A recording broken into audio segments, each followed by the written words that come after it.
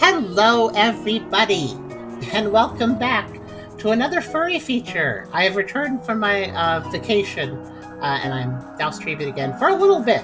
We're actually going to be moving at the middle to end of August, so it's a big decision. Some big stuff happened during my break here. If you want to know the details, I made a community post on YouTube, and there's also miscellaneous announcements on our official Discord server in the misannouncement channel. You can check that stuff out at your leisure if you want to. Dreamcat, thank you for the sub as well. But yeah, a lot's been happening. Not all of it's good, but we've come to the big decision to finally do the big move and live with Essler, and we're gonna make it happen.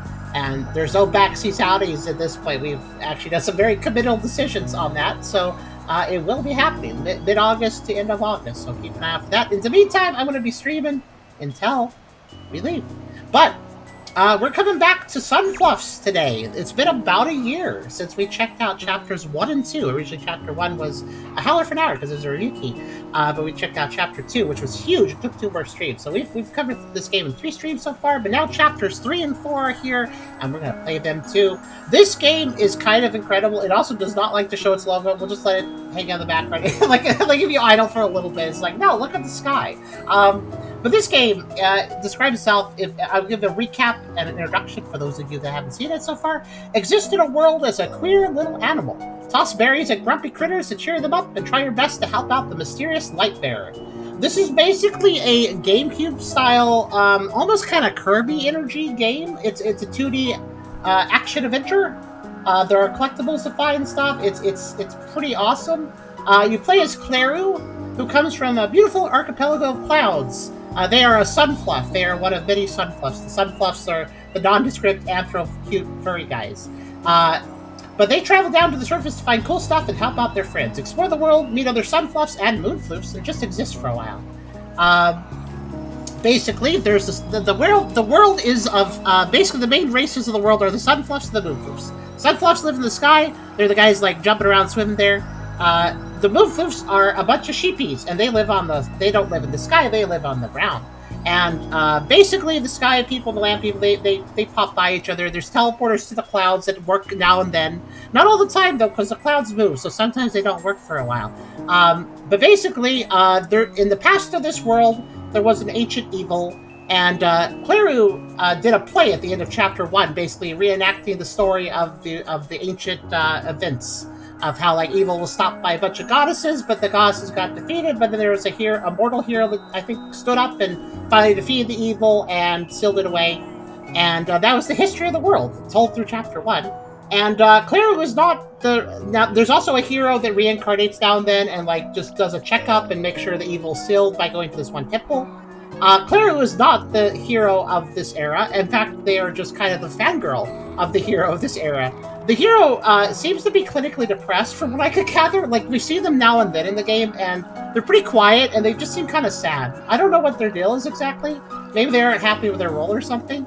But, Sunfluffs and Moonfluffs, yeah! That is correct. Why did you capitalize it weirdly? Ooh-woo! Ooh-woo! I don't know what you're doing.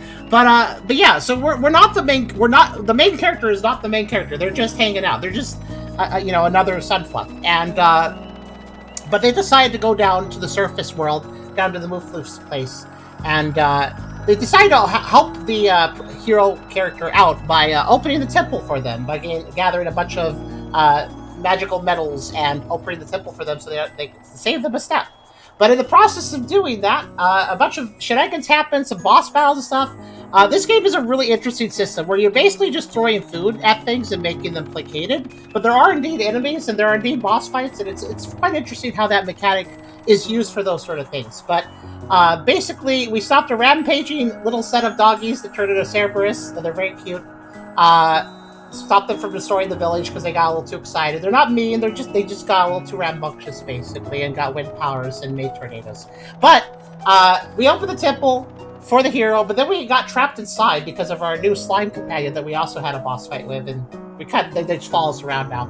And we got locked inside the temple, and that was no good because we missed our chance to teleport home, and it seems like the Sunfluffs don't normally spend the night on the surface of the world. Because monsters came out, and I don't know if like we broke a seal and that bad things happen and the evil's unsealed, or if the monsters come out at night and this is unsealed at night. I can't tell which is which.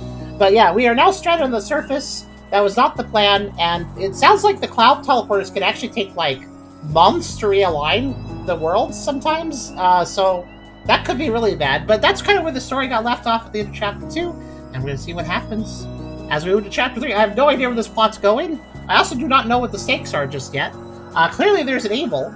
I don't know if the evil's going to get unsealed or not. This game could definitely surprise me, because it definitely is doing its own thing narratively.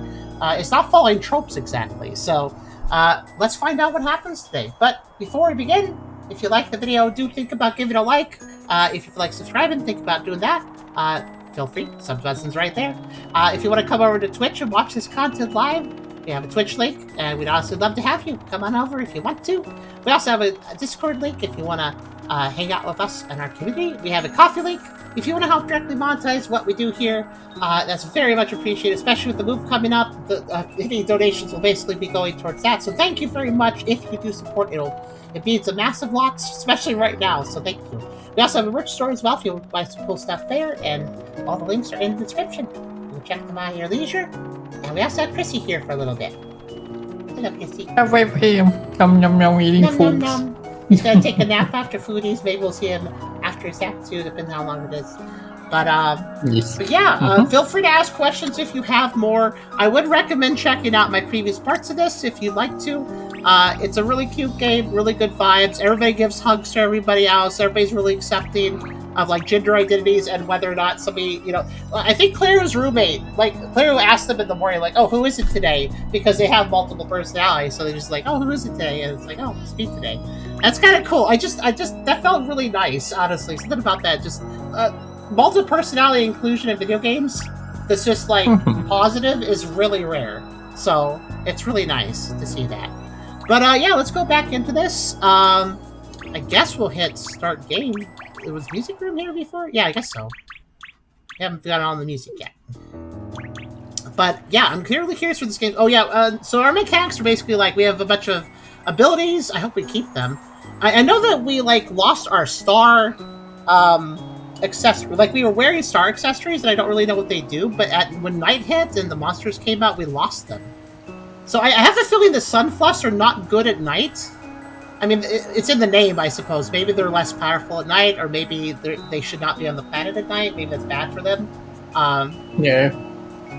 So the Moonfloofs seem pretty happy at day or night, and they seem to be like we were hanging out with a sheepy Moonfloof at the end of Chapter 2, and one of the monsters popped out. He was like, "Hey, shoo, shoo." So it seems like they're just used to dealing with them, probably. But yeah, they seem to be the embodiment, more the encapsulation of night, the Moonfloofs, given their name and all. But let's continue with Chapter 3. And we also have a camera. We're going to take lots of pictures. That's just what I do. We have a lot of photos. Oh, that just opens my photo folder. We have a journal. And we got to take a picture of at least one of everything to unlock their entries and stuff. Oh yeah, there's individual rabbits to collect and stuff too. Oh yeah, Blob is a rabbit, I guess. Oh yeah, that's right. I remember. There's an interesting naming system in this game, where, okay, so like, there's a really weird way of everything is a rabbit, dog, or a bird. Everything is a rabbit, dog, or a bird. So here, examples of rabbits. This is a rabbit. This is a rabbit. Ebank is a rabbit too, apparently. Some dog is a rabbit. Hoverhand's a rabbit. Spaghetti sauce another dog. Oh, I know that's the Imagine the Pineapple. I guess Sunfluffs are rabbits too. I guess rabbit is just kind of standard for mammal, I suppose. Dewdrop. Ball lightning's a rabbit. They do not use base 10. Yeah, if you look at the page numbers at the bottom too for this book, 42 is 4Z2, 43 is 4Z3. Yes. We have characters' pronouns. We have their cards, too. Everybody has a card, which is called a trick. Like, Peach Tea's trick is a Jack of Summers, which lets her toggle between normal glasses and sunglasses up to 5 times per pair. I guess a trick is basically a card you get because you exist, and this is your special thing you could do. In her case, she could toggle between normal glasses and sunglasses up to 5 times. She could turn glasses and sunglasses into each other up to 5 times for each set. That's Very specific, but maybe useful in some situations. Yeah, Beanbag's other half, Eclipse, because Beanbag is one person, Eclipse is the other. And one of them is a he/she, and one of them is a... Beanbag. Yeah, Beanbag is an it's. I was like, I think it's different. But yeah, so it's kind of fun. There's a very specific... Like, this world is very much its own world. It has its own category systems, has its own naming systems. So these are all the birds. Actually, no, Hoverhead is a bird. Ball Lady is a bird. I think birds are just... If it flies, it's a bird. Piggy Bat. The Ultra Bird is definitely a bird. Minnie and Bees is a bird. And then dogs. Oh yeah, dogs are like dogs. So Sun Dog is a dog. Whole Cat. Here's a Whole Cat is a dog. Nikki hates this. Not seriously though. It's very funny though. Nikki just thinks they should all be called cats. Then that should take priority. What's interesting is that some Sunfluffs are under the cat category. Some Sunfluffs are under the rabbits category. Some are under the dogs category. And none of them are under the birds. I wonder if that's a mistake, or if that's just... Is that indicating something? Maybe they just identify as a dog. I don't know. Yeah, for example, this one is like your girlfriend, but she's using a Sunfluff itself, I think. Oh, you don't think she's a Sunfluff? No, like she's from like somewhere else, isn't she, or something? Oh, I remember. Yeah, she's one of the rare Sunfluffs to decide to stay on the planet. So she's been on the planet for a while, but she is a Sunfluff, but she decided not to live in the planet, which is rare. Yeah. Which is rare. I remember that, yeah, because it was like, oh yeah, it's nice to see you. It's been so long, because like she doesn't come up to the house, so she hasn't changed. Oh yeah, she hasn't changed names in like 6 years now. It implies that the Sunfluffs typically are really like the Sunfluffs are very flux. They can change their names, they can change their genders, they can have other personalities pop up. They're very fluctuating, the Sunfluffs. And it's just generally accepted, like, oh yeah, that person might be a different gender today, that person might be another person today, that person may change their name today. It's very interesting how, like, this culture works with Sunfluffs. Moonfluffs seem to be a bit different. For instance, if we go to a Moonfluff page, like Moonfluff here. Yeah, Moonfluff, they don't have tricks, they have fortunes. So they got the handmade upright. So, you know, like tarot cards kind of stuff. And the Moonfluffs, the Moonfluffs work a little differently. I think they're a little more static in their identities. But they're very much still friends. Like, Sunfluffs and Moonfluffs get along. They're two sides of a coin, so to speak. But yeah, a bunch of characters have entries, but a lot of characters don't. But if I take a photo of them, I do get, like, the basic description, like this. And, yeah, so... Basically, the Sunfluffs are card suits and the Moonfluffs are tarot cards. This is Doggy. They definitely just want to be a dog.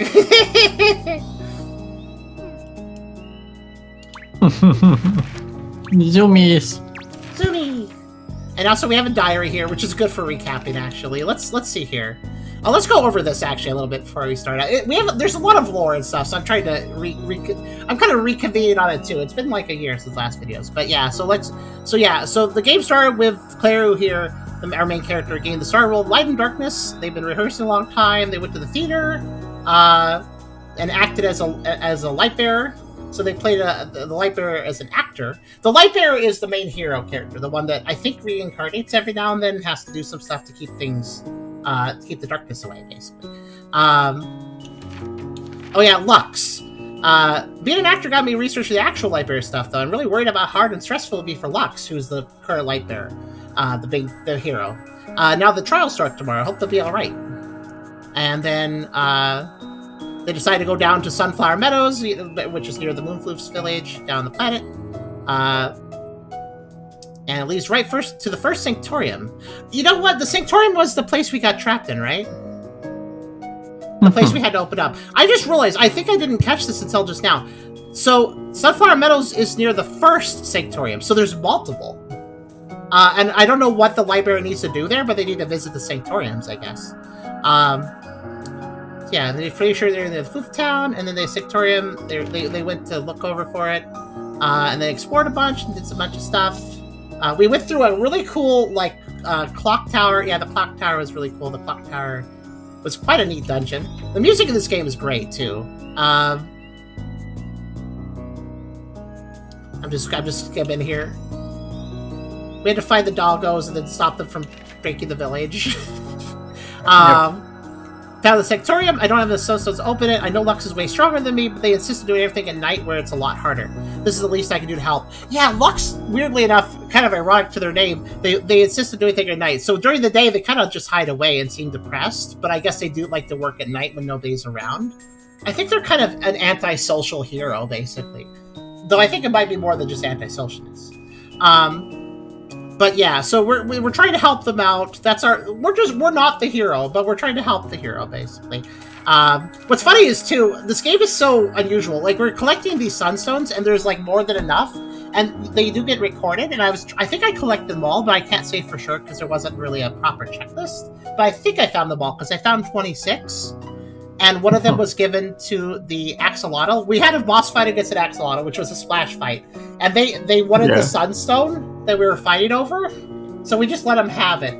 Because this is a game that kind of bucks traditions. It's like, yeah, it is a major collectible. You know what? They can have one of the MacGuffins. It's fine. They really wanted it, so it's okay.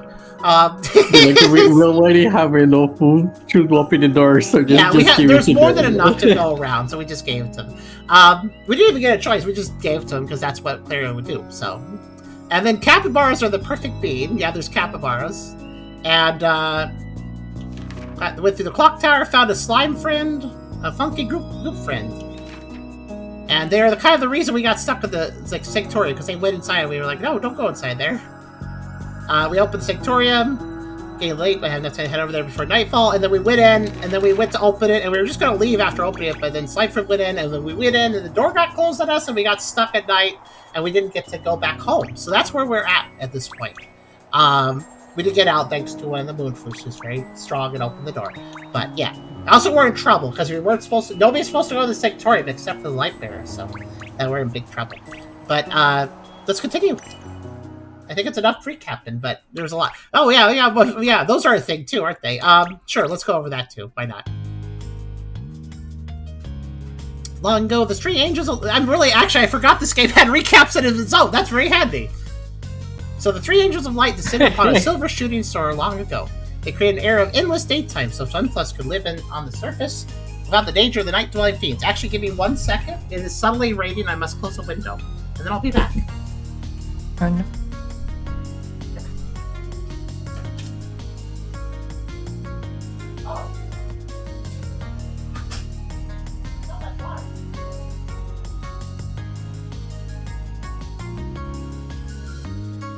Tapping point 8.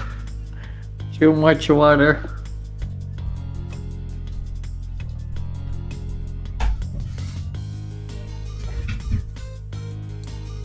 That was surprising. Yeah, the bathroom window the sill had water on it. I had to close that window. Okay. Yeah, so the angels created an era of endless daytime, so Sunfluffs could live on the surface without the danger of the night-dwelling fiends. That does not sound like what happened at the end of Chapter 2. Maybe we did mess something up. But the angels were defeated by 2 dark dragons. Just before fading away, the last angel gifted their power to a Sunfluff. The fluff became known as the Lightbearer, a title which has now been passed down through many generations. Yeah, the Lightbearer is not an angel, they are one of the mortals. One of the Sunfluffs. Just recently, there's been another silver shooting star. It's a sign for the current Lightbearer Lux to start their difficult journey, traveling to each Sectorium to reignite its beacon. I guess it's like a maintenance base, we gotta maintain stuff. Determined to help Lux, Clear sets out to open the Sectorium of the Sun ahead of time. The little blob that Clear found gets a bit too excited and runs through the door, getting them both locked inside. The Moonfloof Moofle comes to the rescue, but it's already nighttime. Clear and Nimor both get stuck on the ground for the night, Nimor being the slime guy. They figured out how to do a physical form, besides just a poopy ball. Unsure if the warp pad will still be in there in the morning. And that's where we've left off. That story recap's a lot simpler when you just narrow it down to the most important events, because a lot of the game was honestly just wandering and having fun. And that's Lux down there.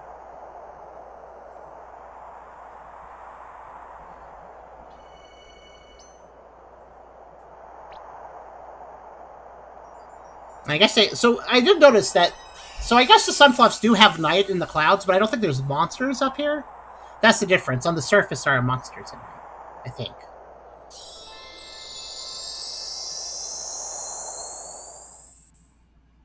Yeah, Lux gives me the vibe of they're just not okay. I don't know. They're just always sad looking. Like, I wonder what their deal is.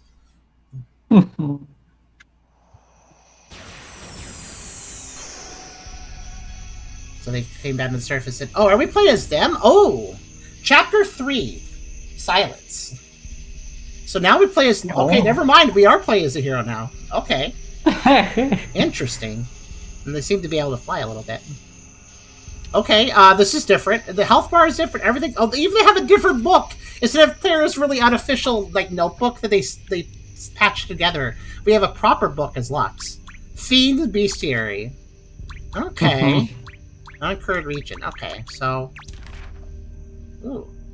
Here's a claw. Here's a claws are one of the most least understood orders of fiends. Their infernal fire screams are loud and incessant for purposes unknown. The delay in causing disorder, often special pottery, just before escaping through a wall. So they come out certain moon phases, and they have an affinity. Okay.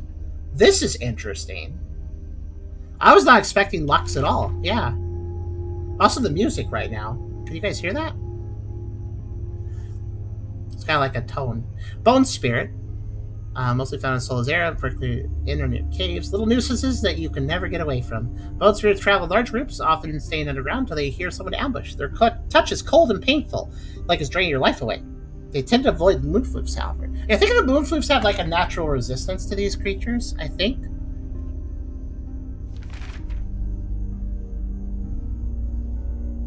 Blade Crab.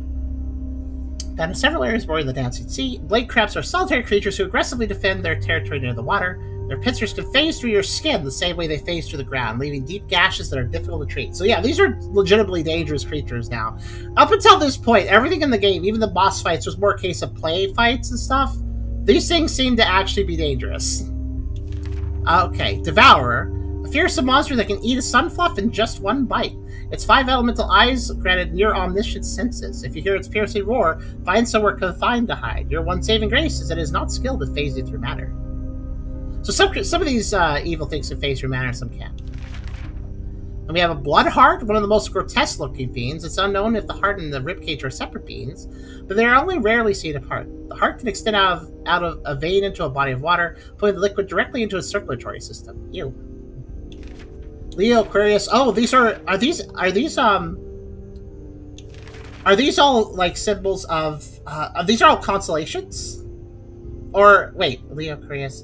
Are these what's the word? Horoscope signs. Horoscope signs? Yeah. Night String. Only 3 known organisms. The largest is nearby the Tower of the Perpetual Sun. I wonder if this is a good thing. Like, the lore says the angels wanted to ensure that daytime never ended. Clearly that's not happening right now. Maybe that's why the Silver Star, maybe that's why the Lightbearer, they're supposed to reset things so things stay eternally day again or something. But at the same time, doesn't that sound wrong?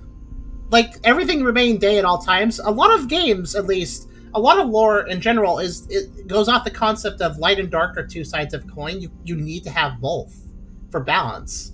So I wonder if this whole eternal day thing is actually a good thing. I don't know. A giant village-sized monster stays deep underground. Its many arms extend upwards to the ground to forage. The movement of its colossal body can cause landslides as it slowly cracks and erodes the stone. I mean, granted, these night monsters do seem quite dangerous, though. Solar Archfiend, the Sanctuary of the Sun, sealed for eternity. Oh, that's a statue we saw at the end of Chapter 2. In the back of the Sanctuary of the Sun. We saw that. I'm gonna guess that's the main bad guy. The main monster. Interesting. Obviously, there's more DC energies you don't have yet. Okay. I spent the last 2 chapters of this game being real chill, taking photos. Do I even have the ability to take photos anymore? Let's see what... Oh, yeah, I guess I can. Alright, then. Well, that's just that. Let's see, what are the controls for the camera? I can pan like this. I can rotate like that. Zoom... Nope, that's close. Zoom in, zoom out. Yeah, Lux just seems sad, I've noticed, so... And then I can take photo. And...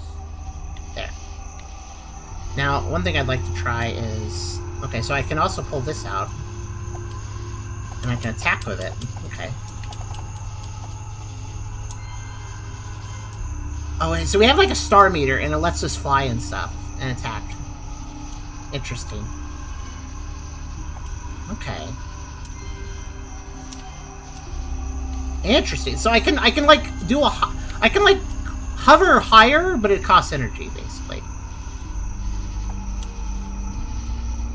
Oh, and if I don't have my weapon out, I recharge the bar faster. Okay. I see. So I gotta be careful how I use my energy.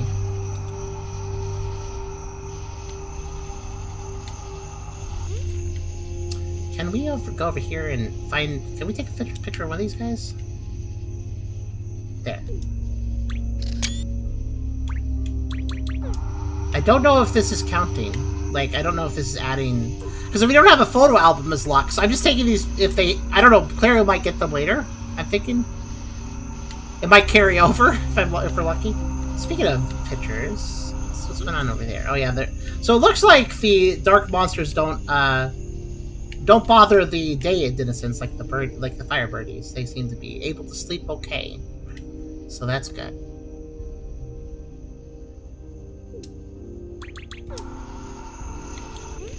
Let's see.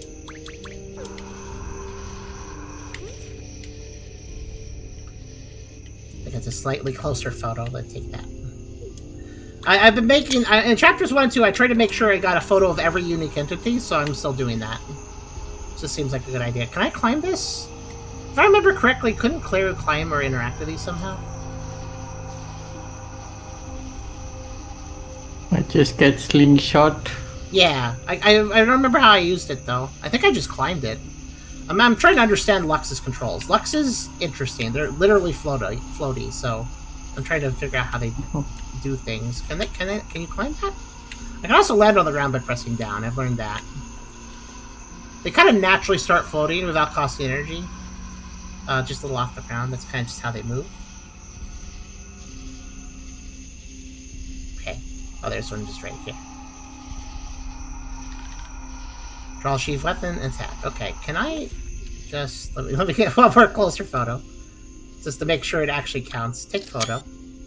I don't know if it's actually, cataloging them. Obviously, we already have a bestiary entry, but wait, hold on. Is this even hostile?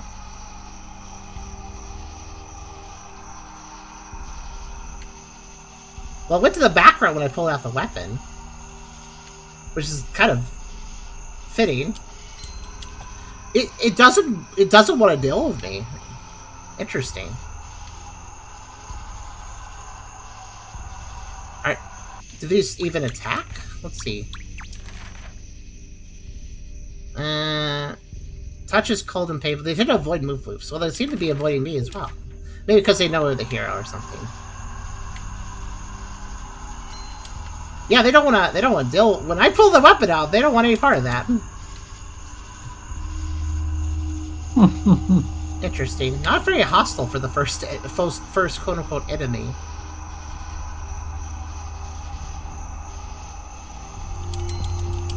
I don't even know if I can attack them. They're always, like, watching. I'm actually trying to hit this guy.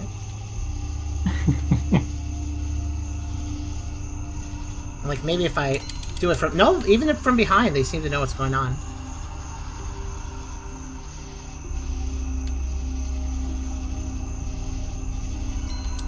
Okay, yeah, I guess it's very obvious, though. Maybe it's a glowing staff. Okay. Well, I mean, I tried. You want to fight? Oh. No, I guess. You know, it's very weird. The game's like, here's how you fight things. Anyways, you can't, but, you know. It's very strange. The hands does not even come back. He just pieced out completely. Oh, what's that? What's those heart things?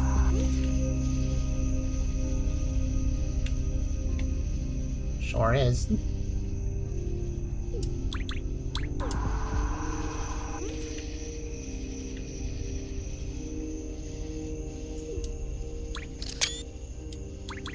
Oh, I got a photo of that. I need to get a photo of the hand later. It's kind of like... Oh, they can still... Can they still do the...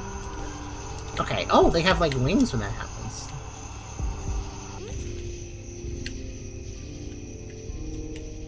It has, like, eyes, kind of, too.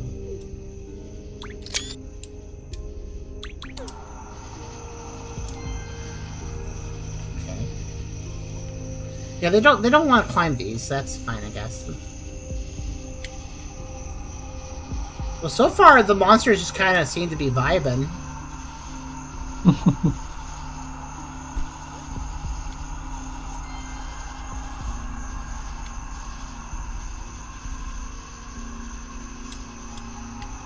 Wait, what? What am I doing right now? Huh. Even it's like, what are you doing? Yeah, all of them will just run away. Maybe it's just because they know the Lightbearer is too strong, but it's weird how they're not very hostile. At least not yet. Oh, I can do a flappy with that, too. Okay.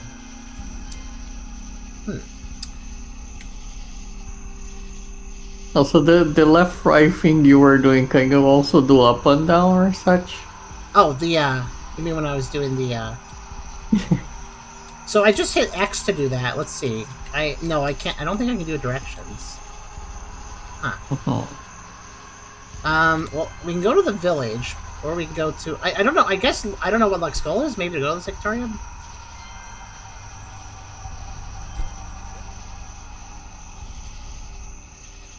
That makes sense. Oh, hello.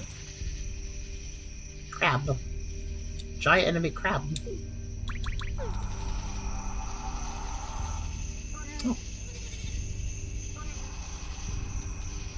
Oh, yeah, see what I mean? They just don't want to interact with people, so there's people out, so they're like, no. Oh, yeah, that's another thing. In photo mode, we would know... I just remembered. In chapters 1 and 2, I would know if I'm taking a photo of something and, logging it, because I get a little crosshair that says... that would put a box around the thing and then say, like, it's named. I'm not getting that with photos of these guys, so I'm guessing there's no point taking photos of these. Yeah, we can't go... Why are they so... Those two are very sad. Wonder what they're talking about.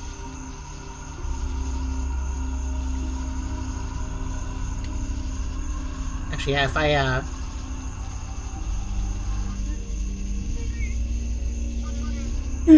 I'm trying to remember those... I'm trying to remember who those characters are, because every character is unique looking, so those two, we met them before, I just don't remember who their names.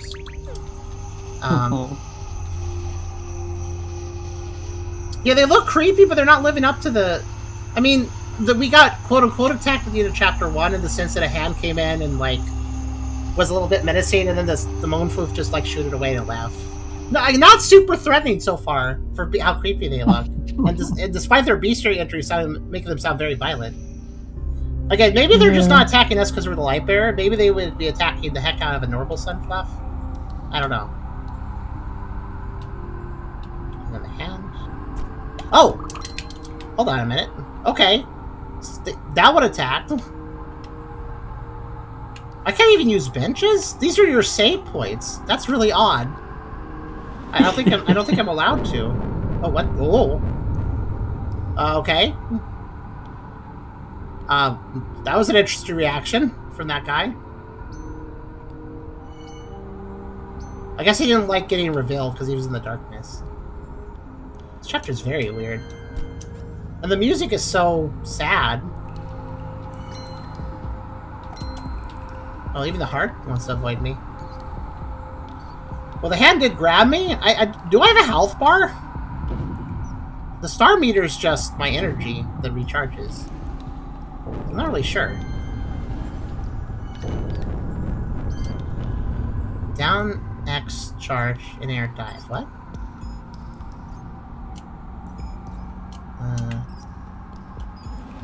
Down. What? I don't understand. Do with your weapon out. Oh, okay. Alright, 1 second.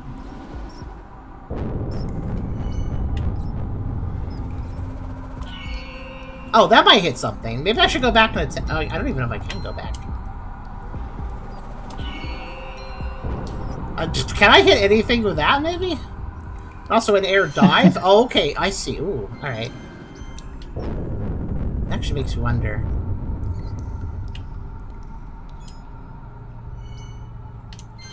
Keep in mind, when the weapon gets pulled away, that's not always me pulling it away. Let's see, can I... Is it possible to hit these enemies, I wonder? Because I've yet to actually manage to hit anything, I'm just trying. I don't know if there's an objective to, like, attack these things. There might be, some side objective.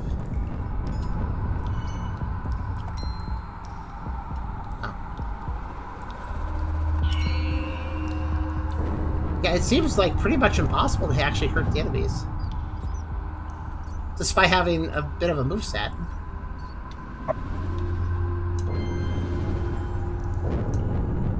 Yeah, that... Oh, Kitty's asleep.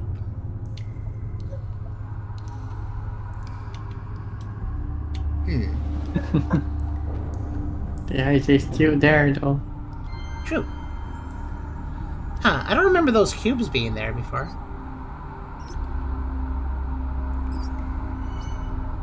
Those weird cubes in the background, see them? That's weird. I wonder what those are. They seem to have the same energy as the darkness creatures, so...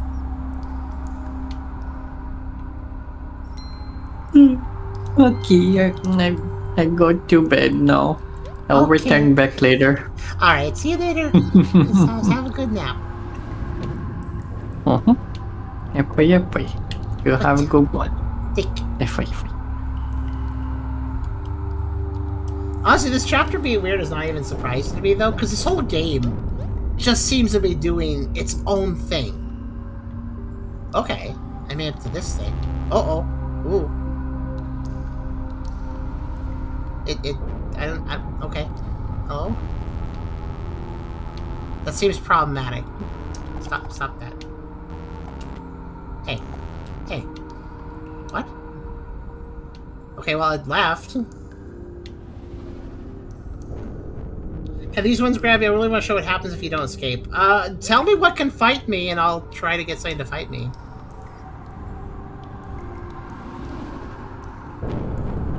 Because as of this time, I'm actually kind of a little confused. Yeah, I don't have a health bar, so I assume the grab would do something interesting. Maybe this guy can.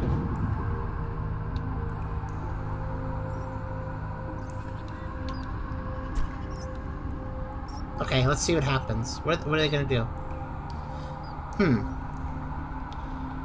Okay. Well, you have me.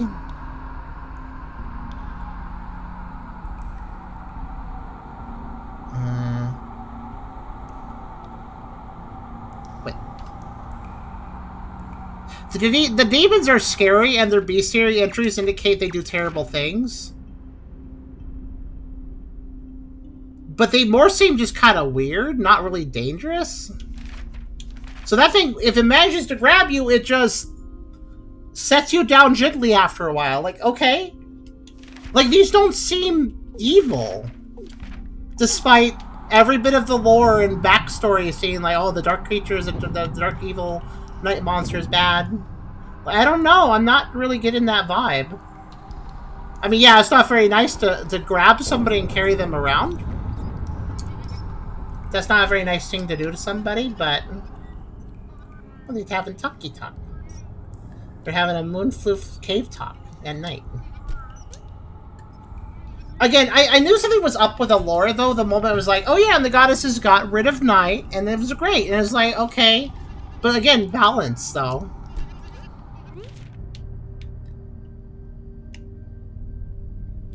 And that's a pretty good picture. I'm going to take a picture of that. Too bad I can't get closer.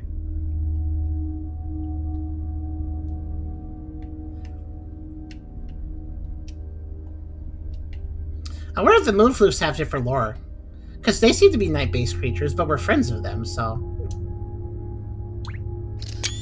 Just kind of wondering. I do want to take photos, by the way, as we play, because the photos I'm taking legitimately are pictures I can grab off the hard drive later.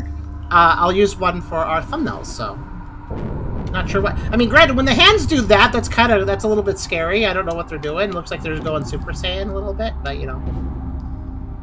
But yeah, Lux is legitimately having to take a very specific path just because they don't interact with other people. That's really interesting.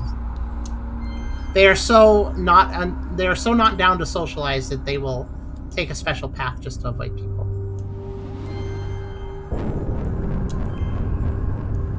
And also, yeah, it definitely seems like the Moonfloofs are used to these things being out. So I think these things being out is just normal on the planet. I think of the sky, and I think night has sky. I think the sky has nighttime too, but the monsters don't go up there. But on the daytime they do.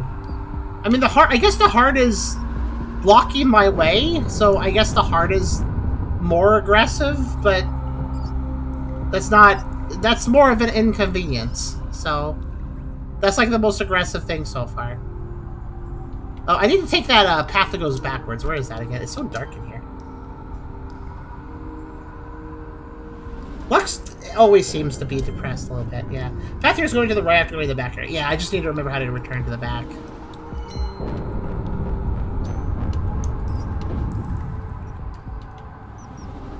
Let's see, where was the back? Was it across here? And then... oh gosh, yeah, I'm trying to remember. It's to the left.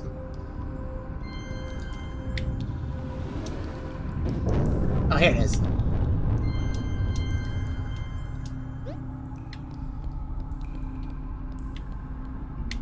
Okay, let's go this way.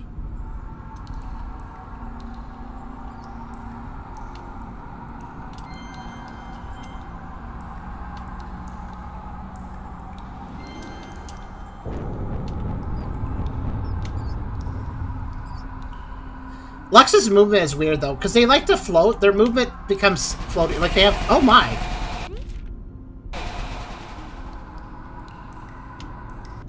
That must have... what was that? That must have been a devourer. Very scary, but...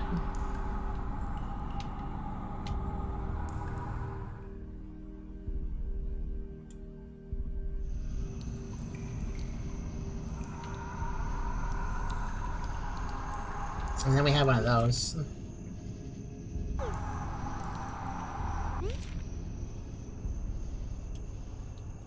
I like the hat enemies.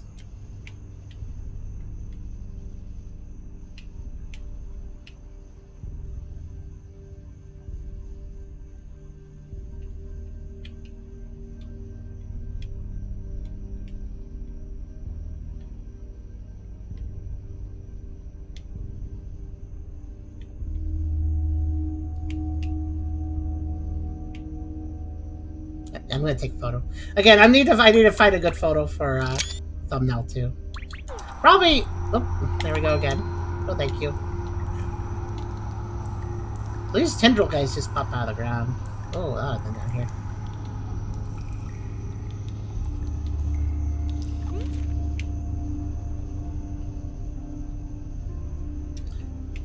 Yeah, don't mind me as I sightsee a little bit just to get a good photo.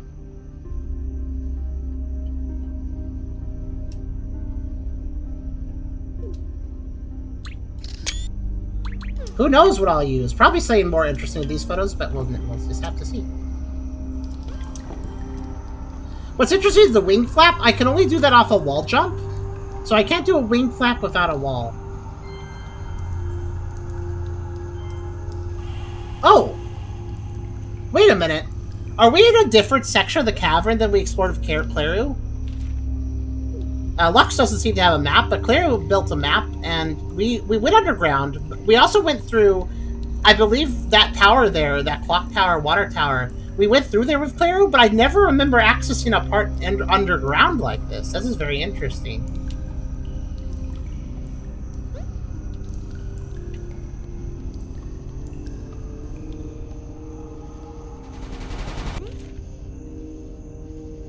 Oh wow, that's a good time for a photo, actually.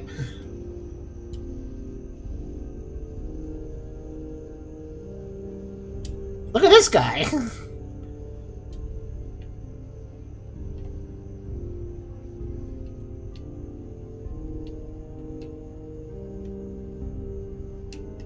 It's cattish. It is definitely very cattish.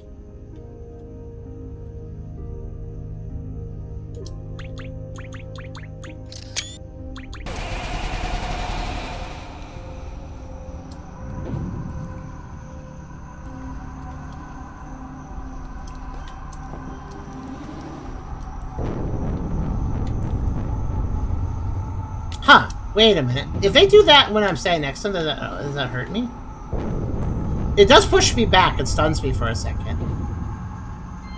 Interesting. Oh wait, guys, there's a puzzle here. This might be a secret. I'm pretty sure...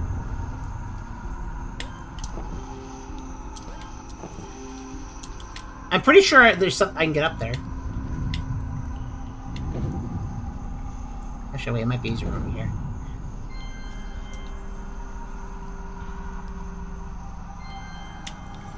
I say that, but...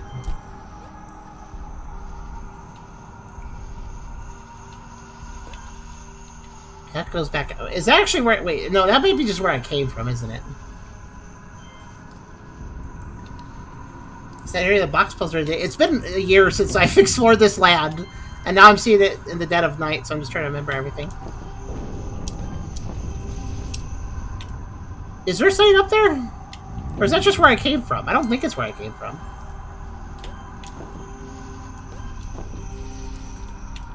Huh. Actually, wait. Hand? Grab me. Where are you gonna take me? Can you take me up?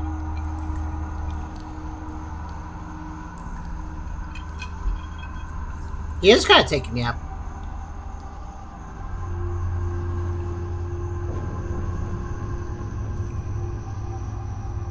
That is interesting. These hands might take me places if I give them the patience. Thanks. This is not exactly where I want to be, but...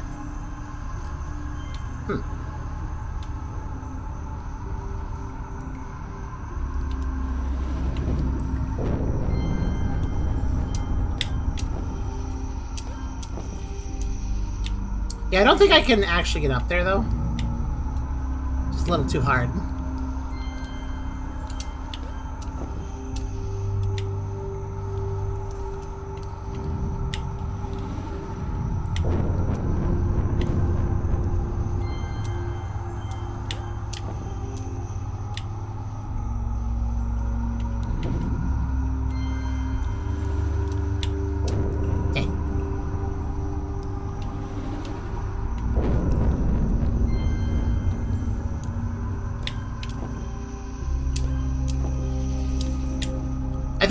I think I know where that goes, though.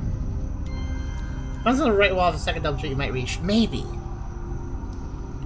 I'm getting used to Lux's movement still. It's so different from Claire's. Even though it's been a year since I played Claire's story, I can definitely say for a fact that Lux plays very differently.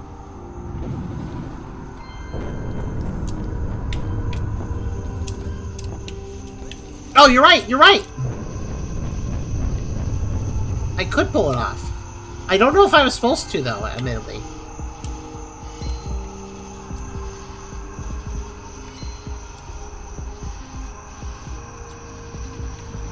Okay. Wait a minute, you kind of count... Wait a minute! Hold on.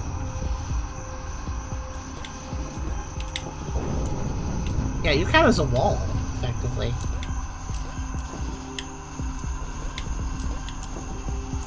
Huh. Oh, hey, you have a melon. Huh. Good for you.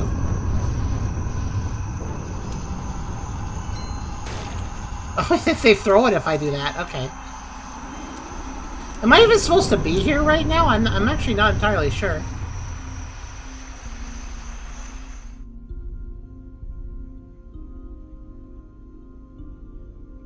Because I kind of feel like I did a really delicate jump to get here.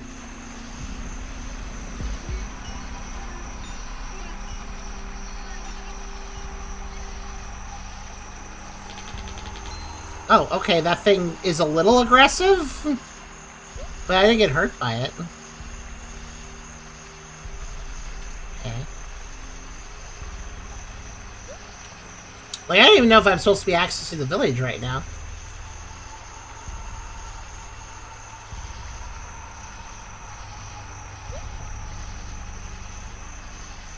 Can I access the village? No, they're talking over there.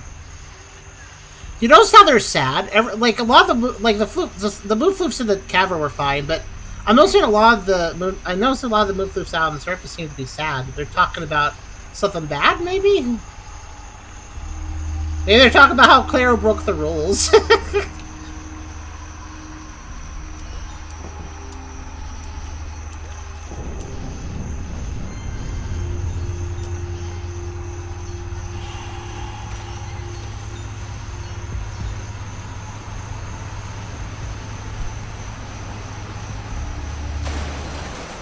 Oh.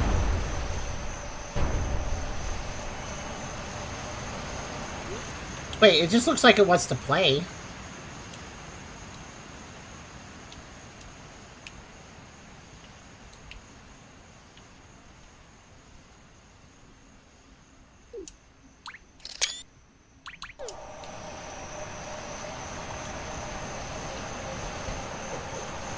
Oh, wow, that is... No, they are just cats.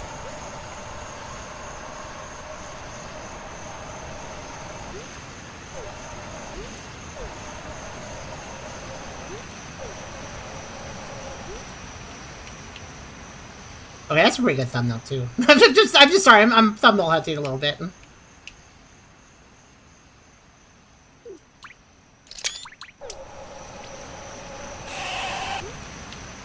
Oh. These creatures are strange, aren't they?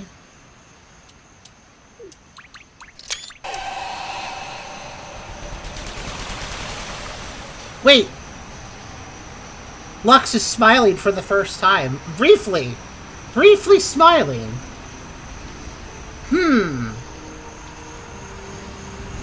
That's interesting. You know what I think? You know why I think Lux is always depressed, or seems always depressed? Oh, isn't this the way to the Sanctorium? That's probably where they're trying to go. Let's avoid... I assume their goal is the Sanctorium. I'm not going to go to the Sanctorium. Alright, I have a hunch. After seeing that interaction, I have a hunch. I think the reason the Lux is depressed is because while they are the Lightbearer, maybe they, in being the Lightbearer, have encountered enough of these darkness enemies before to realize that they're not really that dangerous, and that the lore that they are, you know, destined to fulfill maybe doesn't make sense. Maybe they're depressed because they're the hero for a situation where they don't feel they need to be the hero. If that makes sense. Hey, isn't this where I got out of the cave over here? That's weird. Wait, where did I get out of the cave? I wanted to go back in the cave, actually. Huh. I can't remember.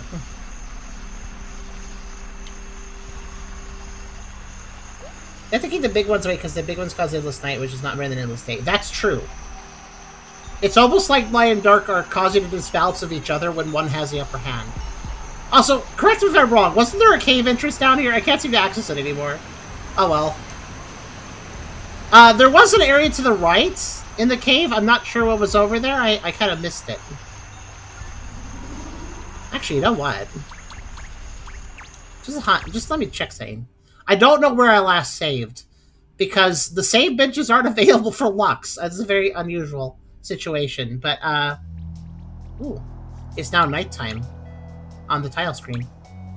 So if I just say continue, where is that going to put me?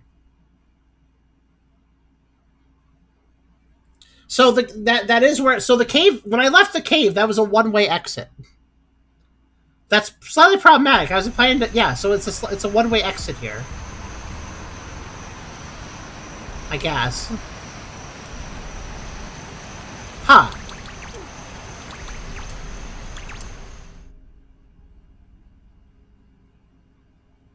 I'm actually going to restart Chapter 3, I think. Or at least I'm going to do a scene select for a second. Because I know you can do a scene select. Oh. Not until you beat the chapter. Okay, I guess I'll have to check once I'm done with the chapter. Once I beat the chapter, I will do a scene select to see if there's anything we did miss in the cave. Because scene select lets you go back temporarily. So it looks like I gotta beat chapter 3 before I can access scene select. That's fine. When you say here to the right of the cave is where you came from. You thought top was where you went. You also thought the top where you meant to go. So wait, so did I take the correct path the whole time? So was that really difficult jump I did? Was that intended? Was that the intended way out here? Because it kind of felt like I had taken a secret path. But was that the intended path?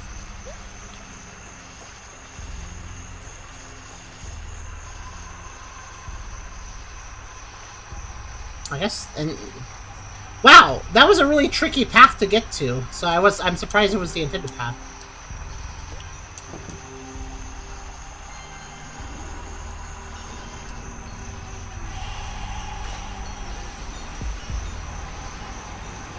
I'm gonna see Cat again for a second, I think.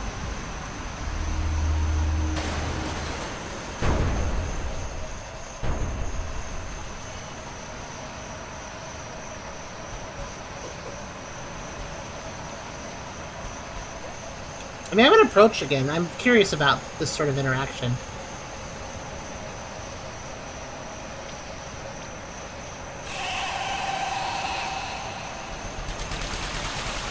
I love how it moves, by the way. There it goes. So I'm supposed to go to the Sanctorium, which is down through this waterfall. I'm a little curious about something, though.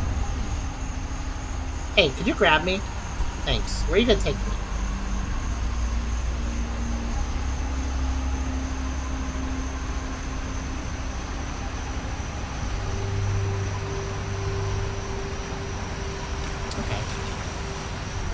That was almost what I wanted. Alright, come on. Also, I'm very happy that Imp and Rose... I'm very happy that you guys played this game. Did you guys play this game after I did videos on it and you got interested in it? I'm very glad that more of you picked up the game, though. That's very good. I actually need the hand again. Hold on. Come on, hand. Come here. I wonder why it does that. They're very unsettling creatures, but they're not really dangerous. At least not the smaller ones. Okay. I was gonna try to use the hand to climb up to the top of the waterfall.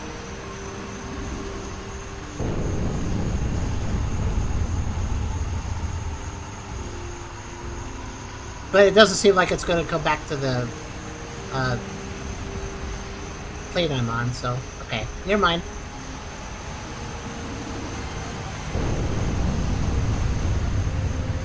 Yeah, I'm just wondering now if maybe Lux is depressed because they're not completely wanting to shut away these creatures. Because they're kind of weird, but they're not all of them are dangerous, clearly. And you could pet some of them, even if they kind of do a spree afterwards. I don't know. Also, I'd like to know, you see all these pillars? So those of you that didn't see Chapter 2 or don't remember, so all these little pillars are around the place. These have the statues of the monsters. So during the day, the monsters are statues on these pedestals, but during the night, they crack and break out and they fly around. So that's how that works.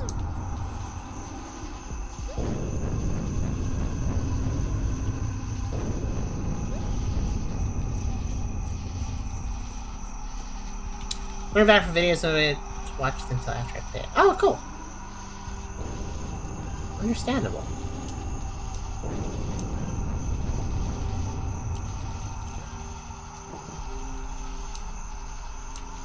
Can't get up there either. Lux has less movement. Maybe Lux can fly, kind of, but still has less movement ability. So yeah. So clearly already set this gate up for them.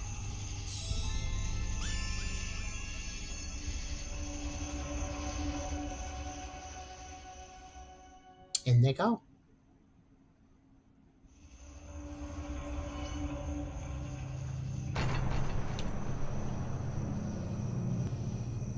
Photo op. Oh, there's just one. Oh, that's cool. They're hanging for the change. The collectibles we picked up last chapter. Just hanging from the chains.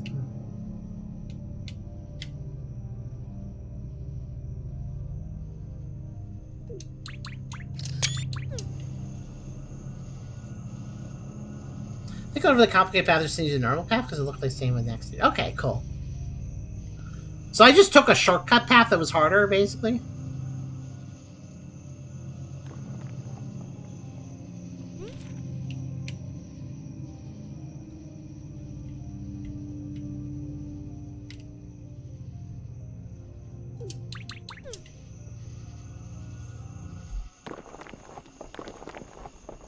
Yeah, I was gonna say, why didn't that statue break? Like if all the other ones did.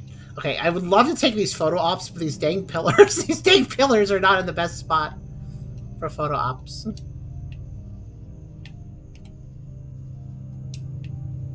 Okay, that's not bad. Actually, I kind of like that. That's pretty good. Let's take a photo. Okay.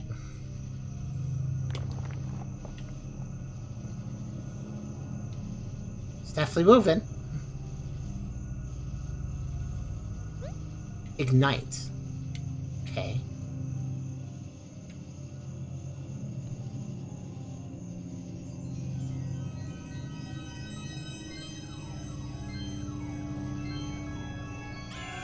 Is this what the Lightbearer has to do in the Sanctoriums?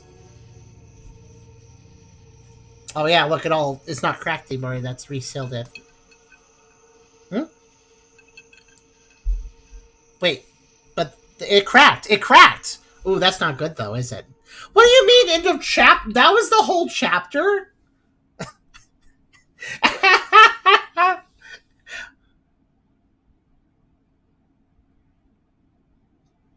That was really short. That was a really short chapter. Huh.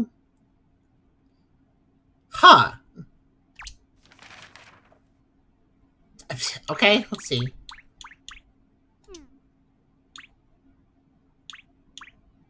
I shortcutted 3 crabs. That's the only thing I missed, huh?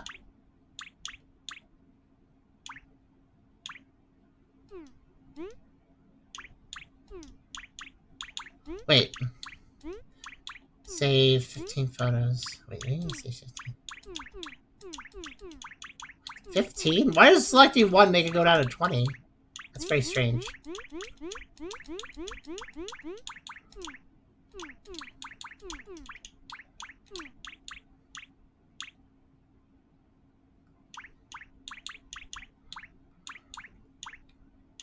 Hey, where's the photo of me taking a picture? I took a photo of the cat, I thought. Oh, whatever. Oh, that was up before I loaded, right? I'm gonna save... I'm just gonna save these 5. That should be fine. No, I don't need to take a break. Let's keep going. Wow, okay. I mean, it was interesting to play as Lux a little bit. I wonder if we're still gonna play as Lux. So they lit the thing. And that's Clairo, by the way. That's our character. That's our protagonist for the first 2 chapters. So they lit the thing. I thought that would just immediately make a daytime. But that's not what happened. I think it just resealed the monsters. Hey, did everything go all right? I was dumb and got stuck inside for a bit. That's why my stuff was there. I'm fine though. Now make sure to take care of yourself, okay? I'll see if I can help with the other ones too if things line up. Claire just wants to get... Oh, it's Claire, you clipped through the post there. The next morning...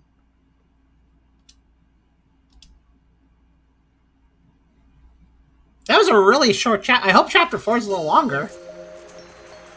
Let's see. I also think that was too short. I feel like that doesn't count as a chapter. Like, it's okay that chapter 1 was way shorter than chapter 2. Claire, I was so worried. Like, chapter 1 is definitely a lot shorter than chapter 2, but chapter 1 still had plenty to do. It introduced you to the game. It had a big boss fight and a big cool action set piece at the end. There's still a lot of places to go, people to see in chapter 1. So Chapter 2 was way bigger than Chapter 1, but it still felt okay that Chapter 1 was shorter. Chapter 3, meanwhile, that didn't really feel like a chapter. It felt more like a break between chapters. I'm so worried. Hey, spill it. Okay, so I got in a bit of peril, but it all worked out in the end. I wanted to help Lux, so I gathered a bunch of Sunfluffs ahead of time. It took the whole day. But I got stuck inside, so I couldn't make it back here, but it meant I met Namor. He's gonna stay with us for a while. Hello. That was a weird turn you just did there. Oh, wow, you look cool.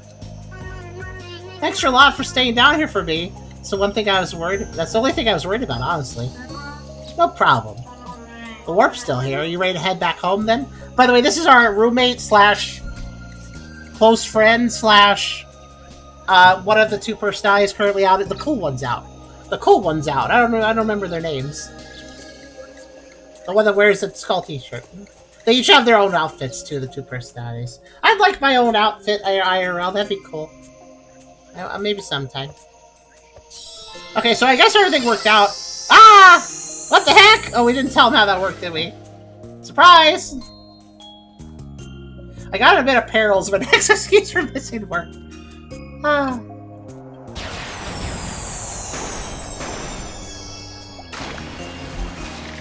Well, that was a harsh land. Are you okay? Are you okay there? Okay, you're good.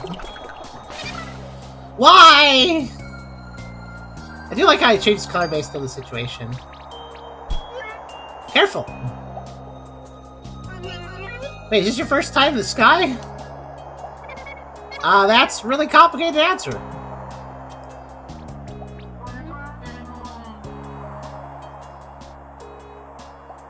Hey, over here, it says Zuri's having a birthday.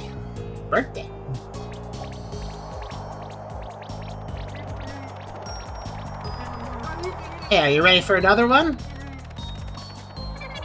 Actually, where does this go? Can you describe it? It's right near the dancing sea. There's a rocky beach, lots of birds, some houses on rafts. Oh, I'm looking for somewhere else, so I'll stay here if that's alright. I wonder if I can see it from here. Okay, we can meet up again in a few hours, probably here at the library. Everyone make sure to take good care of my blob. We will. Okay, we're just going right to a new biome. Okay, then. The Morse from space. That would make the most sense.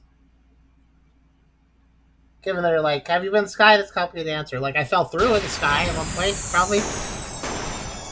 You know, these warps don't feel... These warps feel like you might need to get, like, checked out for a concussion after using one. Chapter 4, party time! Okay, new biome, then. Let's see what we got here. Where's our stuff? Where's my movement abilities? Where's my tornado? Oh, wait. Is that... Oh, right. The things that dropped off of our outfit at the end of Chapter 2, those were our abilities, weren't they? Yeah. Okay. That's fine. Yeah, we had a Metroid moment where we lost our abilities. That's okay. Do I have fruit? I still have my fruits. That's good.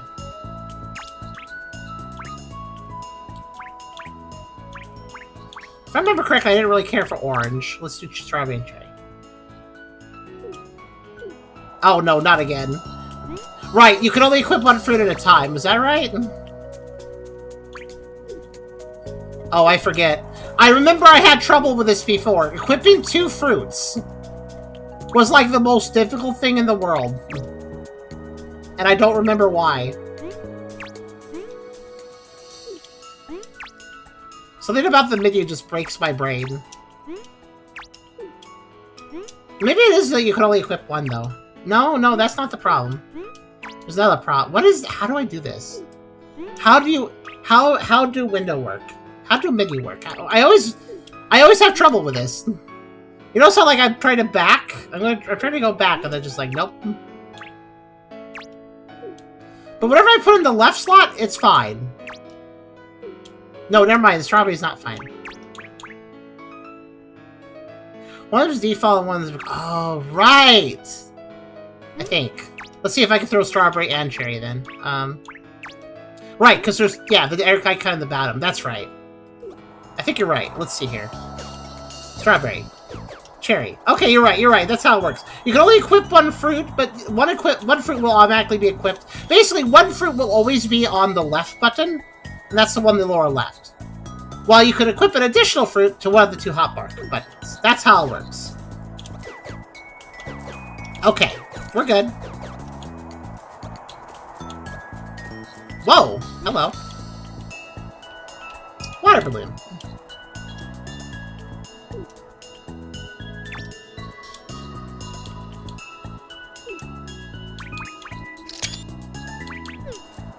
Hi there, what do you do?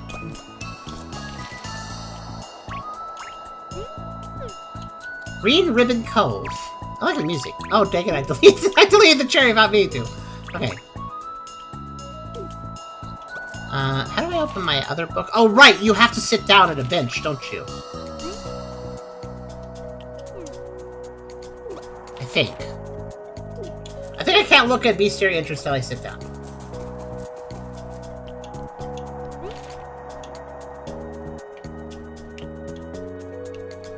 That's cute. I appreciate that. That's Fireman and Rue. They were looking at the telescope, but then they got tired, so they had a cuddle. Let's see if I can get a nice picture. There we go.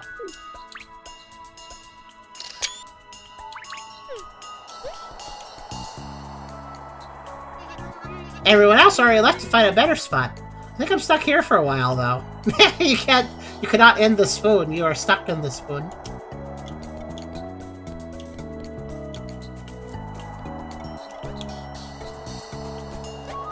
Dang, my movement abilities. Wait, I still have a small double jump. No, it's not right. I can flutter. I forgot. My ears are flutterable. Let me take that.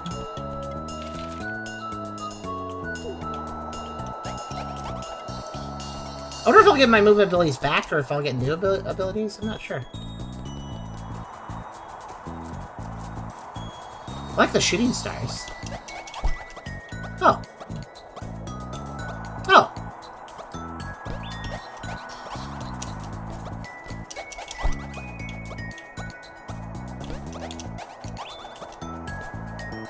They kind of act as a platform.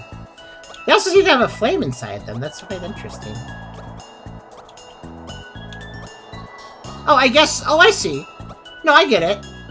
They're like a hot air balloon. They're using fire to do the inflating thing, and they're using water to create steam. Right, I get it. The flame creates steam with the water inside of their bubble, and then that causes rising. I think. Also, can I get this thing to go up? I kind of feel like I can, but maybe not. Oh, hello!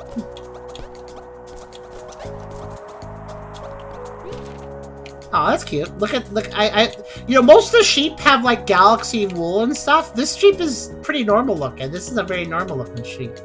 Neefy.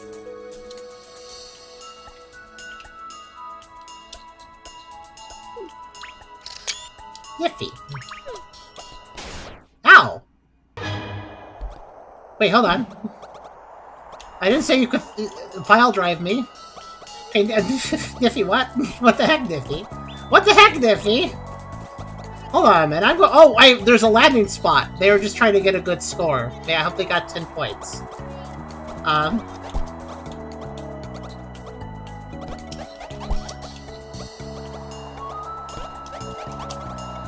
Hey there. Let's have a conversation about what just happened. 5 shinies for another throw! I mean, I guess... Well, thanks for the freebie? Guys, if you just... Listen, if you decide to just physically throw somebody, just make sure to let him know that was a freebie, and the next time he gets charged something, and you won't get in trouble, because then you gave a free service. Then it's charity. One was enough for now. You're missing out! Okay, you know what? Fine. Sure.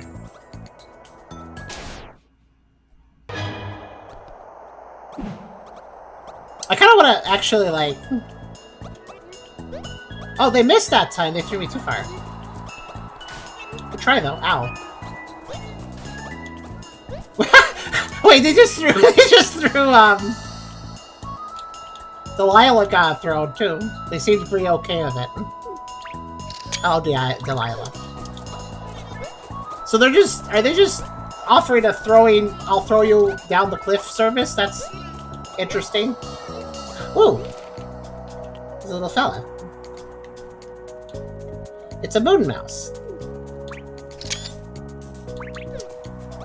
Hello. Oh no, it ran away. I should make friends.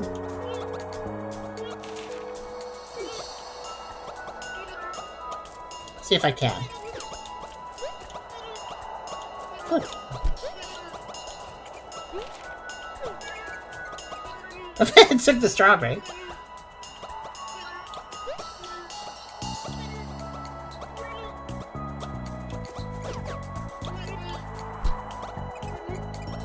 Oh, that's really cute. If you pay attention, when I give it food, watch what happens when I give it food, guys.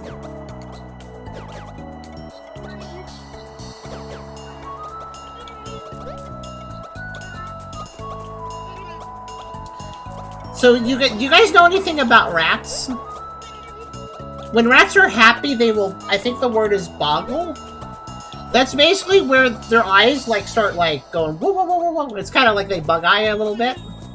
And they do that when they're happy. Anyways, this little rodent, this little moon mouse, it was boggling when it got the food. So it was pretty happy too. It's not coming back. I gave it enough food, I guess.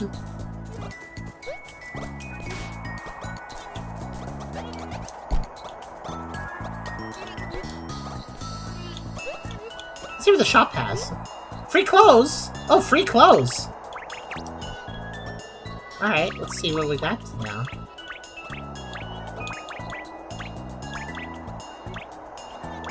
I like these ripped jeans having a cat as a pant leg. I'm not sure why. Wait, how many? Oh, it's gonna be an honor system again. Well, I want the collar and I want that.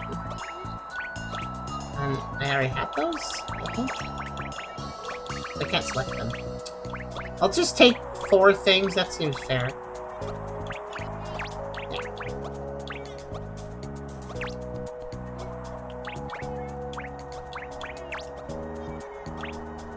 Let's change your outfit. We haven't done that since last time.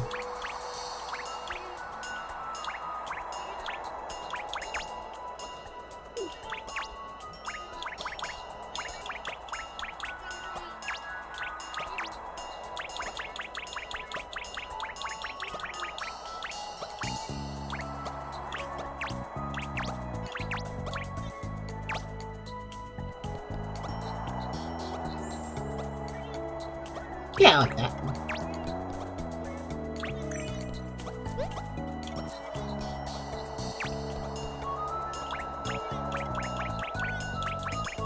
I remember the game made me feel bad for taking too many clothes in Chapter 2. So I'm hesitant. I kind of want to grab everything I don't have, but... yeah. I'm allowed to take 4 more things. Okay, I'll take 4 more things. That looks kind of neat. Take, that. Okay, I could take, like, maybe... Okay, I can take a legging... I can take 3 accessories or 1 outfit. I guess I'll take the outfit. There. You're not allowed to take everything, but I'm trying to get as many clothes as possible. I've been building an outfit. I think this is enough for now. I should come back after the price. See if there's anything left. Yeah, I'll take whatever's left later. Okay, who are these guys? Burnt Toast and Ruskura. Okay. I also would love... You know what? I love the name Burnt Toast. That's just a good name.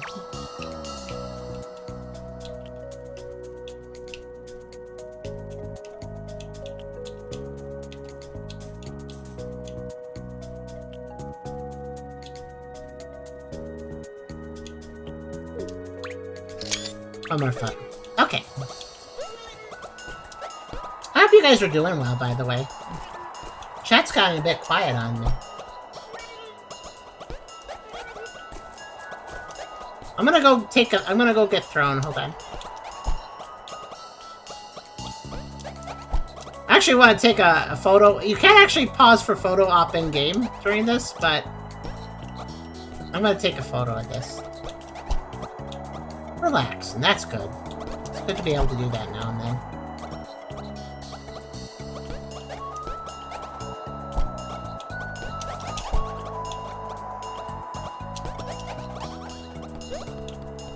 Okay, I'm gonna take a proper photo.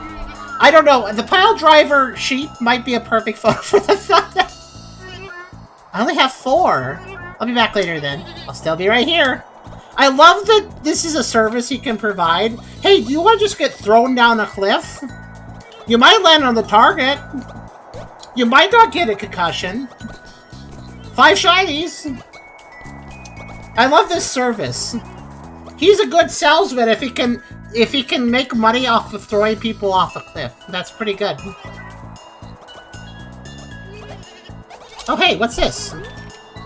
That's a water balloon, but what's this guy? Oh, it's another water balloon. It's a different color.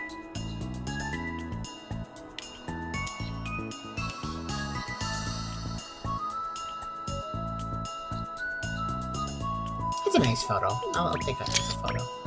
And let's go down here. Take a photo of these 3. We got applesauce, noodle, and multigrain. Multigrain is very healthy. They also seem to have a rat shirt. So, journal. Oh yeah, I can journal now. Hey guys. So this is normal for you, right? A warp pad shows up and just cancels all your plans. You gotta do it right now? Absolutely. Even if it's only for a few hours, I need to exist somewhere new for a bit. We're all like this, yeah. Yeah, again, the Sunfluffs. The Sunfluffs very much live in a fluctuating sort of vibe. Things can change up for them in many different ways, and they just go with it. Every day is determined when the day starts for a Sunfluff. And sometimes when it's in the middle of it. Oh geez, once all the shows are done and I find my way back home, I need to just hibernate for a month to let myself chill out again. So the Sunfluffs are super... They're both extroverted and very flexible, while the Moonfluffs are still very socializable, but they're much more structured.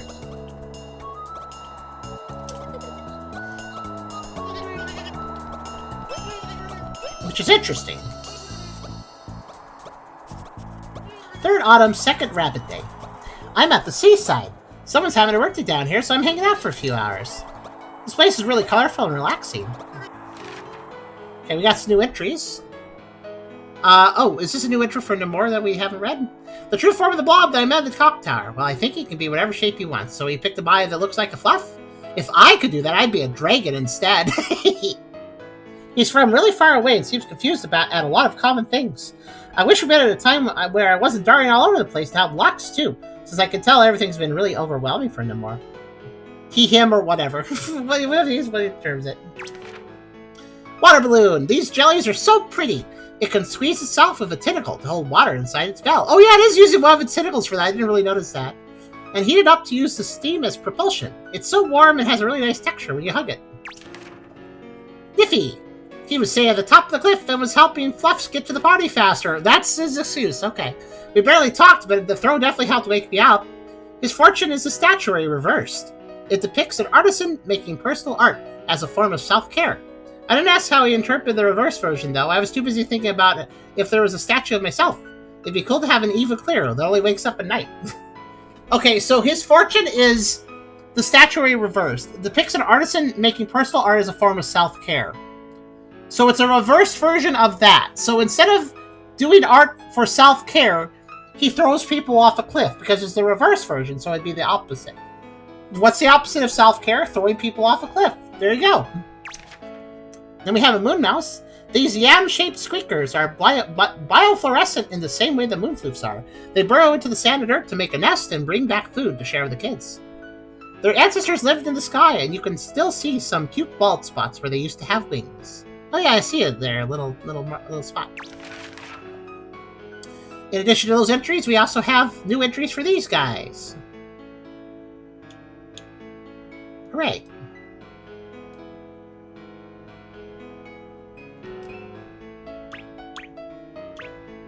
I will save both of those photos. Okay. I noticed they were allowed to hit stuff, but couldn't really fight. Yeah. The enemies didn't really want to fight.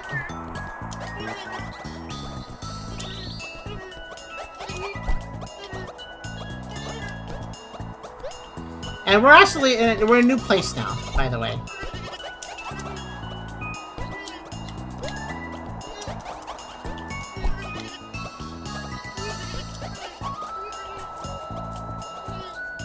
I gotta try something. White fluff? Okay, hold on a second. By the way, I'd like to note, this is really cute. Pay attention to this. When I throw a strawberry for this guy, watch what he does. Okay, here, I'm gonna zoom in. So watch his eyes. I love how they boggle. I think that's the word for it. The one on the beach was kind of wide. Was there one on the beach? I didn't see. Oh yeah, I haven't looked at the background very much. I think I should.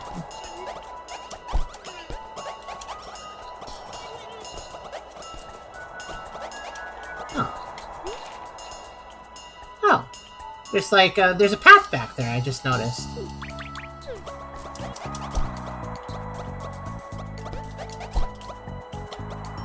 Bench, not beach. Okay. Alright, I wanna get thrown one more time. 10 shinies if you want. Wait, the price went up. It was 5 before.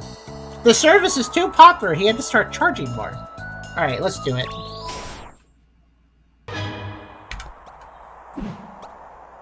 Okay. Whoa, that was way further that time. Ow. Also, I got a screenshot of that, which is what I wanted. I hadn't done so before. 1 second, actually.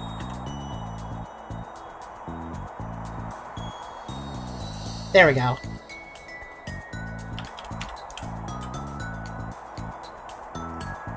Might be a thumbnail. It's in for the extra far. He put more effort into it, so it was cost more. Wait, what? If I go back up to him, he's gonna charge like 20 now?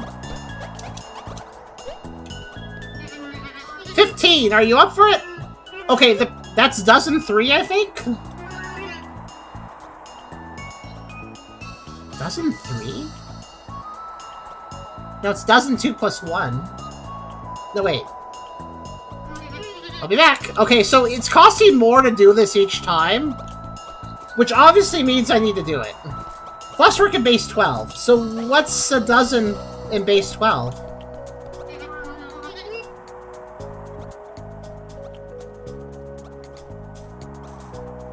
Oh, a dozen is still a dozen? So dozen 3 means 12 plus 3. Okay, I get it. So, fluffs work in base 12. I just figured that a dozen would not be 12 if the fluffs work in base 12. I figured it would be a different number. But maybe not. So I gotta come back for 50. So the fact it costs more each time indicates to me I should get thrown as much as possible, because I might eventually find a secret doing that. I'm thinking, at least.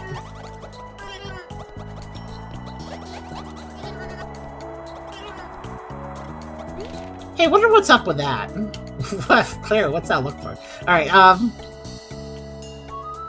if you look at the background, there seems to be pieces of driftwood.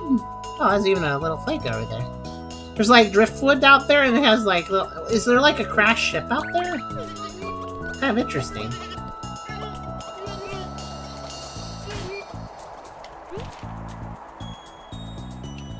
Oh, it's I think it's a starfish demon here.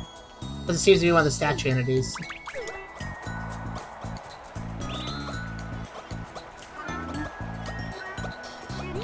Oh, right! I forgot about that species.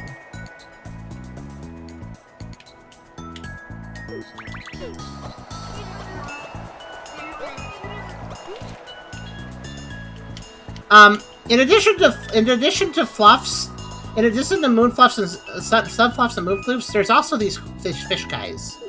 I don't think they look a little sunfluff fish, but I don't think they're sunfluffs.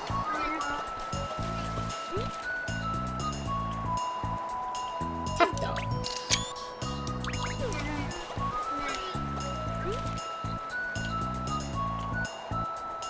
It's not a great photo, but I could. All right, let's see here. A lot of floofs down here. I can't get a shot of all of them. I think you can only get a shot of 3 at a time. I'm gonna have to head down there. Oh, hello. Oh, it's Doggy again. Hi, Doggy.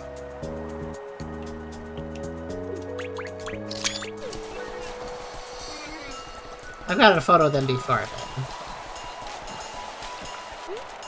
Oh, hold on. Ooh. It's a slug. Not the best photo fun, but... if I just pay attention down here, I have a better photo.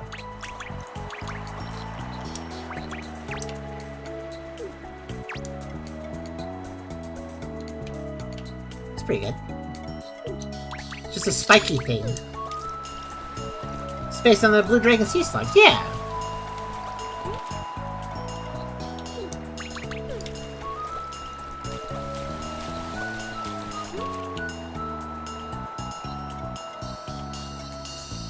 Alicia and 3 are playing. Take photos of them.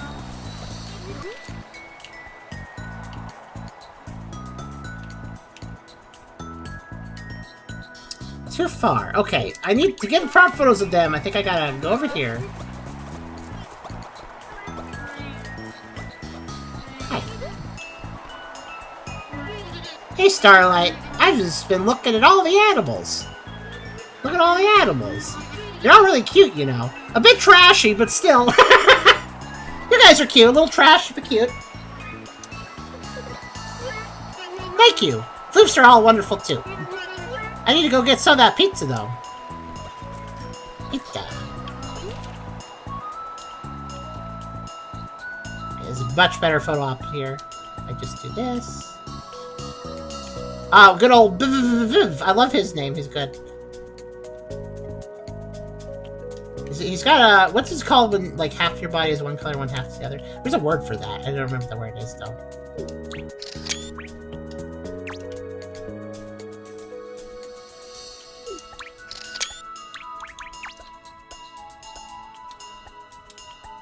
They are having... is that a sushi pizza? Hold on. That is a... that's like... no, wait. Green onions, red peppers. I don't know what those black things are. It might be clam. Might be seafood pizza. Not sure. And, like, some rice. There's like a... they have a birthday hat. Oh, wait, Zuri... isn't Zuri... that's their... I think it's their birthday, isn't it? I think it's Zuri's birthday. That's why they have a hat. What is this? Oh, it's... is this like a taco wheel? Taco wheel. Don't... we all love taco wheels. Best way to have a taco. Put it in a wheel.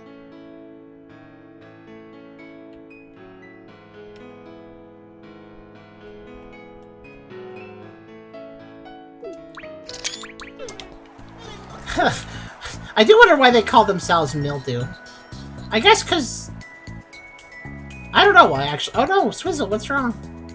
Swizzle seems sad. Anybody else down here?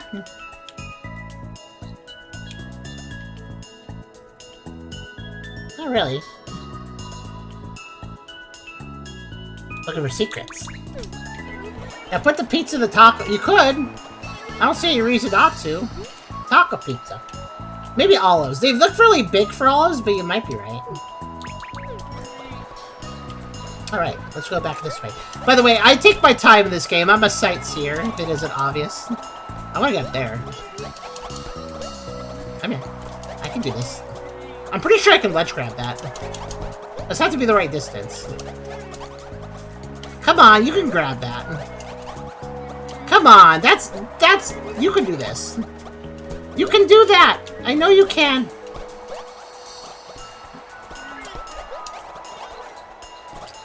This is tricky.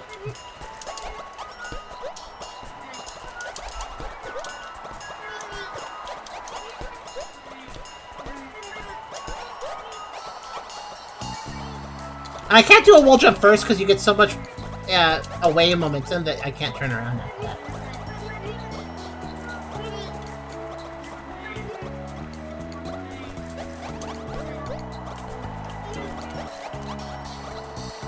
I really feel like that ledge grab is possible. I don't know why it isn't.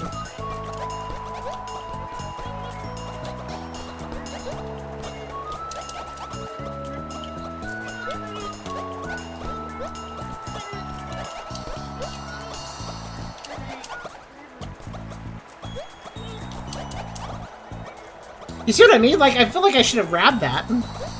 There is a ledge grab in this, by the way, for those unaware. I put a strawberry up there. I guess I need to get a movement ability. It's up here anyways. I use the camera to kind of look around. Not much, just that, really.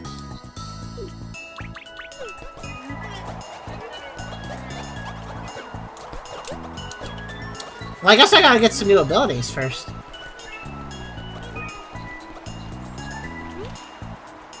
That's pretty cute. It's Crinkle and for certain good.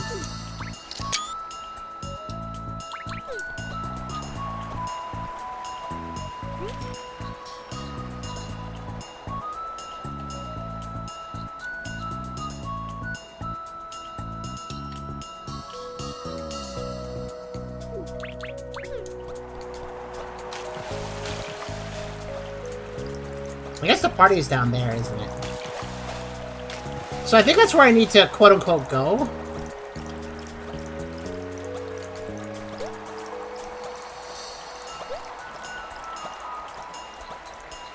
I know I can move. What's over here, though? Okay. Not much.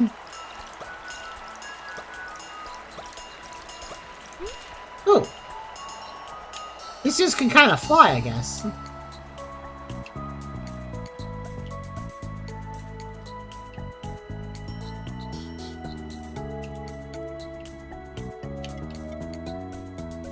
That's a good photo. Trying to figure out the best photo for them. I think that's the best photo. Key match names are submitted ones. You're able to pay and get your characters a fluff. Not only are you able to pay and get your characters a fluff, but it actually is implied TF. It's implied that you are getting transformed into a Sunfluff for the game. Personally, though, I'd rather have a Moonfloof, personally. Doggies did a good swim. Bye. Okay, come on. Okay, hold on, wait. I got this. Oh! Wait, I've never tried feeding one of those, actually. What happens if I fed one? Can I feed them? They're just kind of balloons in the air.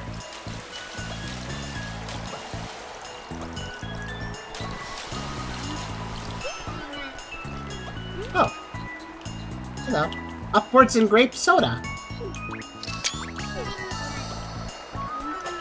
You say those are user-submitted names, but I actually would say that it's quite possible they are just character names because... Interesting.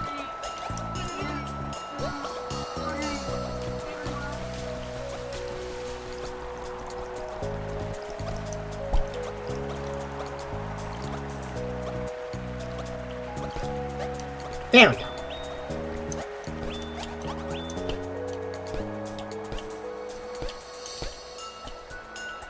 Oh! Good news. That's one of the things.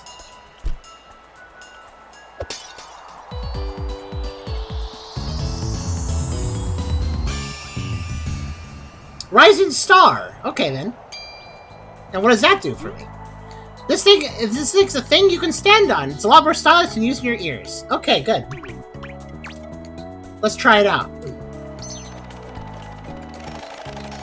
Okay, smashing that thing on the ground is really irresponsible for someone who doesn't wear shoes. It's probably just plastic, it's fine. But yeah, okay, so I can now make a platform which lets me regenerate my flutter jump and everything. Okay, good. Oh, I can do a lot with this. Also, hi, and... Oh! Hi. Let's feed these little guys. We've also got a Reese. Hey, Reese. Oh. Hello, Fair. Hello, Reese. I'm gonna try to feed these guys. They're very skittish, but I'll try my best.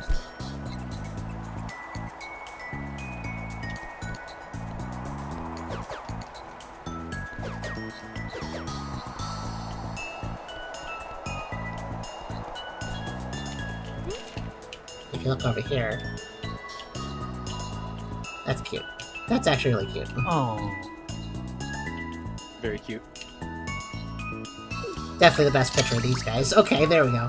I just need one photo of each animal, but sometimes I'm like, that's a better photo. I'm gonna take that one.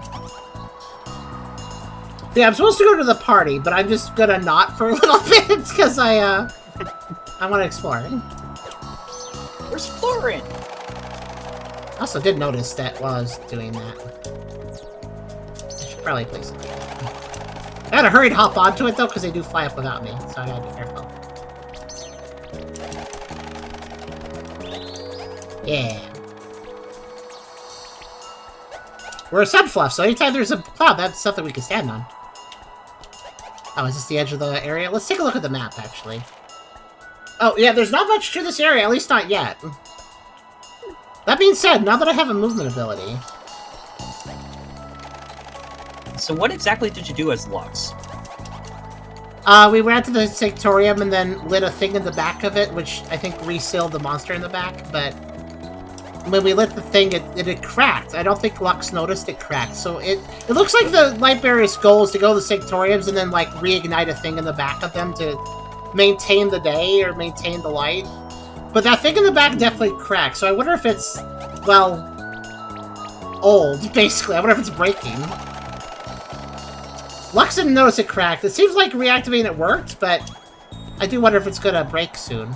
It seemed like it resealed the statue in the back of the Sanctorium, which was the big monster, which was still sealed, unlike all the other monsters, but...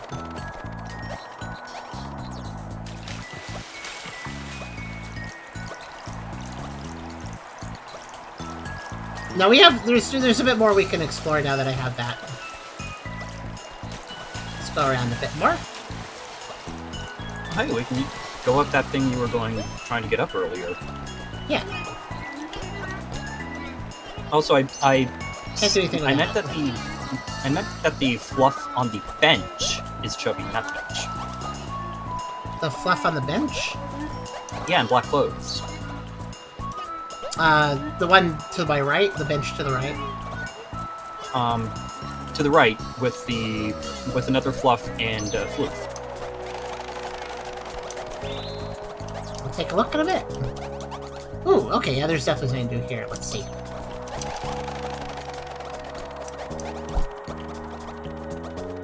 Can I...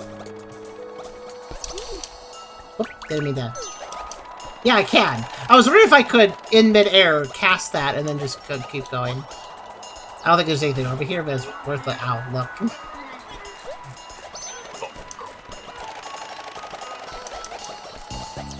What's funny is I lost my movement abilities from from Chapter 2, but now I have these ones, so I guess it's fine. That's right. That's right. Don't you, like, give them back at the end of the day or something?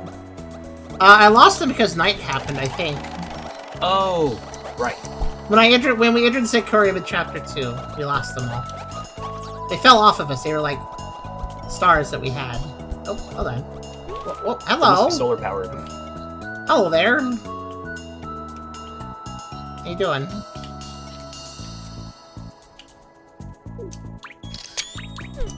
Found a guy.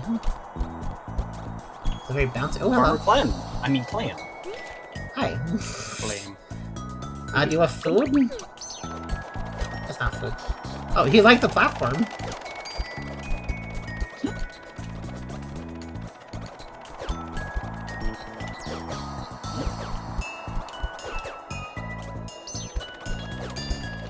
Something's getting his attention. Oh, I can praise the strawberry. He's definitely... The strawberry's getting their attention. The holy strawberry! Oh, I think they have to catch them in midair. Oh yeah, he ate it. Look. Yay! Interesting. Now he's, well, happy as a clam. He just has it now. Oh. Well, that's... It's like a pearl. Clam is the only up here, so it's a secret, and it's a secret animal. Cool. It's always weird in exploration games when you find an invisible wall when there shouldn't be. It's like, I should be able to explore. What?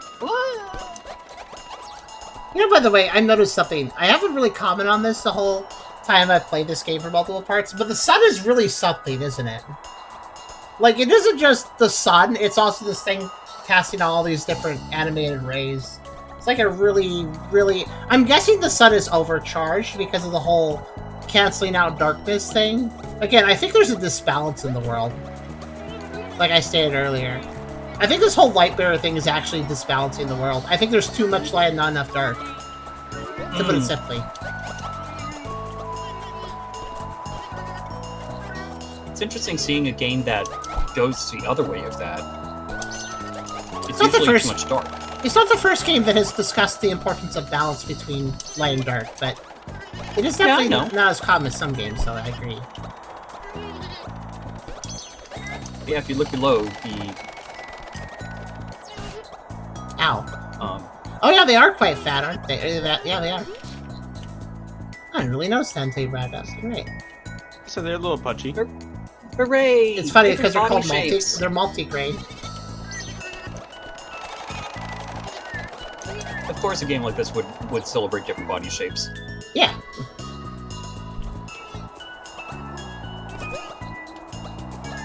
So oh, hello again.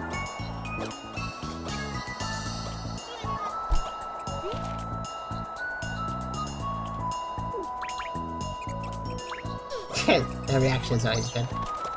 I think I'm using the right word. Isn't it boggle when rats do the eye thing? I think it's boggle. Possibly. I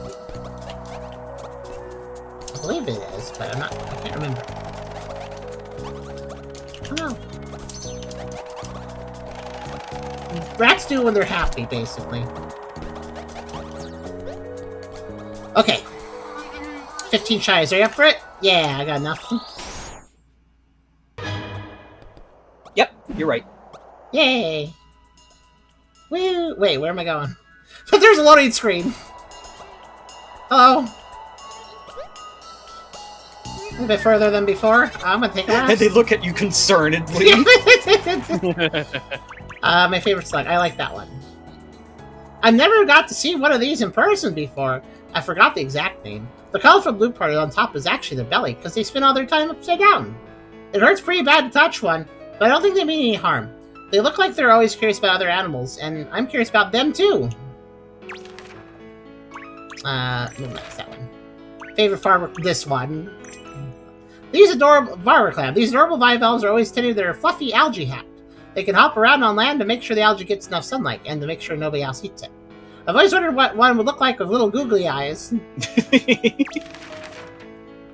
And we got a few new photos of some new people. Driftwood is the jack of lizards. Shelf is the queen of pants. That is a wonderful title. I like the queen of pants. I love how one of them is hard touches. The 12 of tabby cats is what Fizurgus is. Fizzgurg. Oh, that's definitely a better photo than that photo. That was like the worst possible photo. Alright, let's take that one. Yeah, see, again, it does keep track of which photos you've taken of who. I used to try to get individual photos of each character, but I'm not doing that anymore because it was kind of excessive. I don't need to save these, so thank you. Got better versions of all those.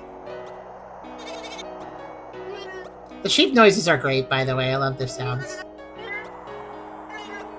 It's all like Banjo-Kazooie noises, but the sheep have a very much a ah.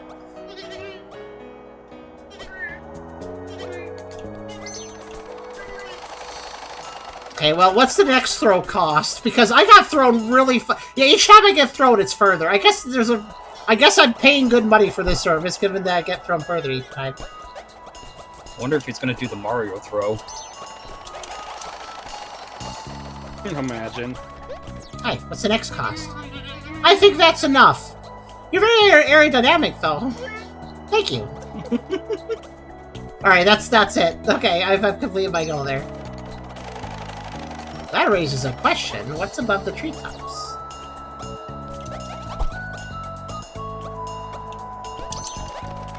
Have you tried throwing fruit at these things? Well, sort of. Apparently I can't throw that direction right now, but...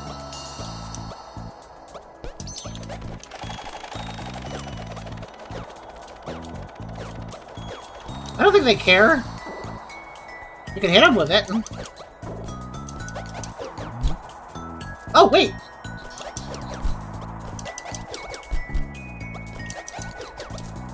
Look!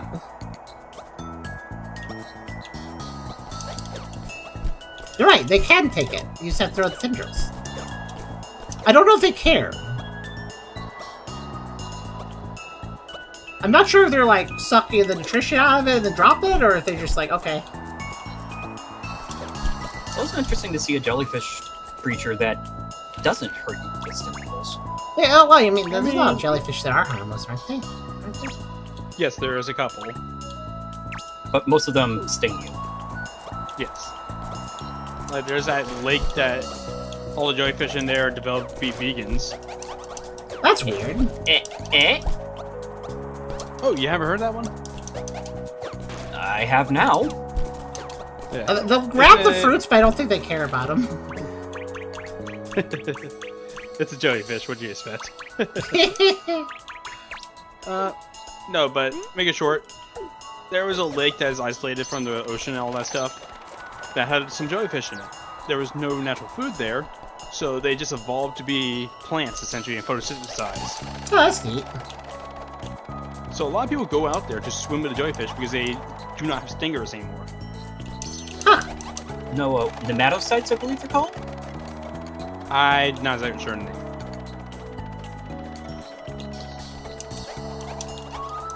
Okay, I was wondering if the platform disappeared and I was in midair, could I cast it again? No, it waits for me to land. I figured it would, but I just wanted to check. That being said... Oh, wait! Guys? There's something going on up here. Hold on. If I can catch that jellyfish, I can reset my platform, by the way. I just did a really clever movement there. Let's see if that works out. Okay. Okay, that is close. That is close. Hold on. I have an idea. And according to Sheikah, I'm right. They're called nematocytes. Oh.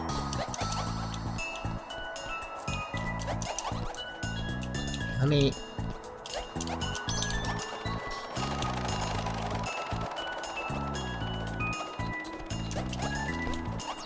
Ha!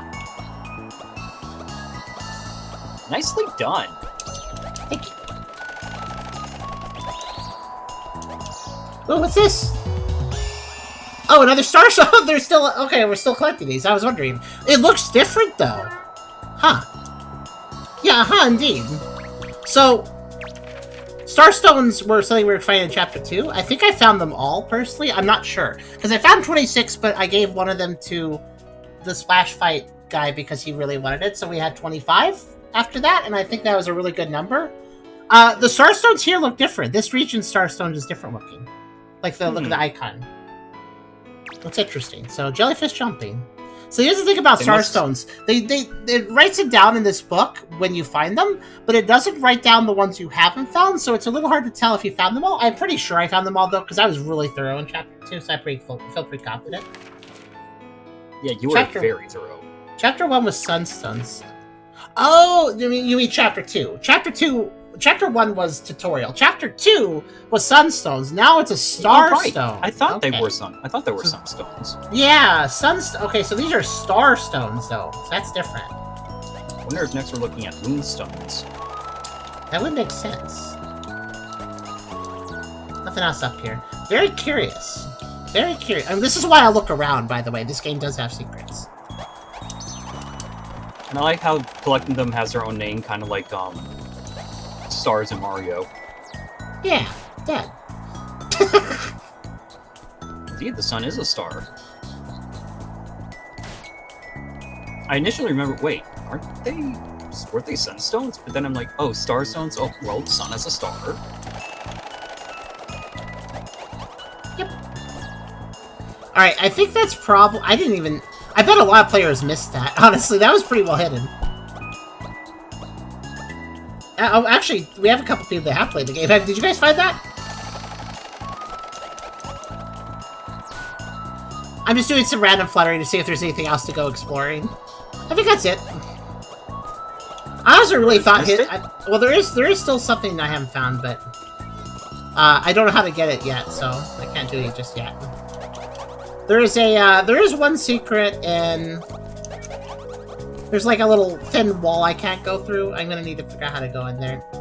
So we're probably gonna be able to come back here. Yeah, well, I don't know. This game has a weird structure, but I assume that we're not done here. Like, after the party, I assume more will happen.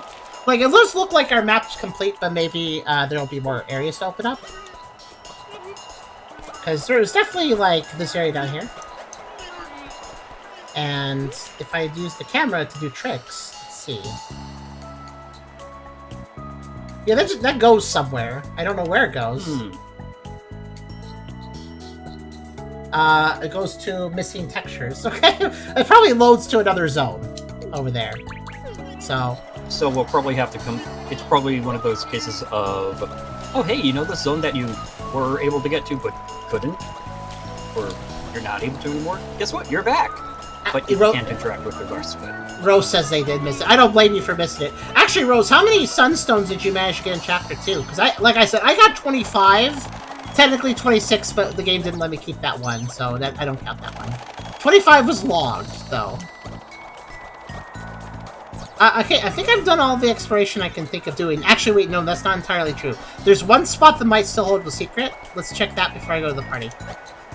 Well, first off, this. Okay. By the way, when the platform is going upwards, you can actually control left or right a little bit. So you can get to move a little bit to the side. I know you got more than me. I've spent a long time.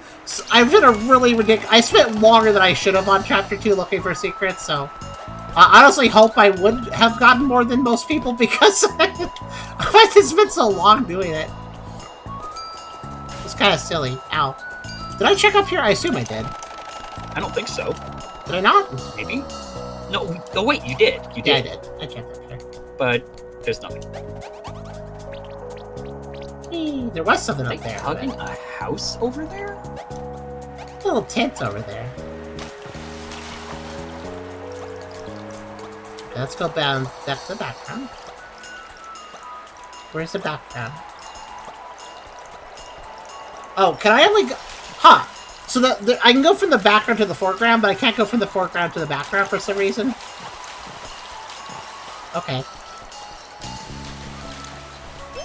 Oh wait, no, I can do it here. Okay. Hello, party. Welcome.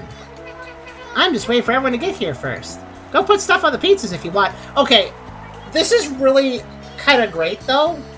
They're like, I'm going to have a birthday party under the pier. You know what? That's a great place to have a birthday party. I agree with this. It might get a little wet, though. It looks like the tide's kind of high. That's okay. Just wear swim trunks and you're fine. So do any of you already know... Yeah. So do any of you already know Zuri? Because we're just here because we saw the sign. I do. She lives in the library and helps keep everything organized. So she definitely gets a celebration after that. It's been a while since her last birthday, so I'm glad we found such a fun spot for it. It's been a while since her last birthday. You know, given some earlier dialogue, I think the Sunfluffs just have their birthday when they feel like it. Like they'd always do it. Okay. You should have seen Beanbake's party. Everybody made a giant pile of plushies on the roof and we were crawling around in it. That sounds amazing. How'd you get so many?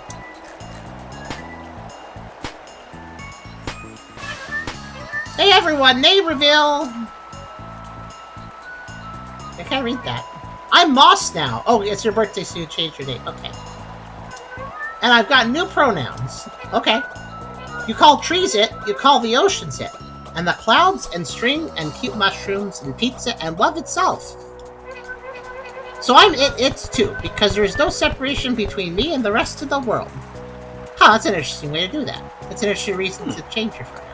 Let's try this out for a year and see how it feels. That's a nice way of looking at it. I do like that.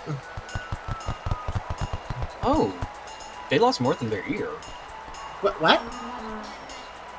They're missing an arm. Oh, they are? I didn't even notice that. I wonder what happened. They bit their party popper to pop it. Oh, because they only have one arm? Yeah. Huh, I'll take a look in the notebook. Alright, I'm heading back now. I'll be up in a bit. As long as you don't get stuck again, you dummy. I like how they're too cool to, like, animate, by the way. That's right, their power is literally sliding around. Yeah, I think that's literally... Remember, every Sunfluff gets a trick, so if they do something weird, that might be their trick. And their trick is basically, like, one specific magical ability, is kind of how to put it. Ours is generating fruit, right? Yeah, we're the fruit. That's how we make fruit. Which is a pretty powerful.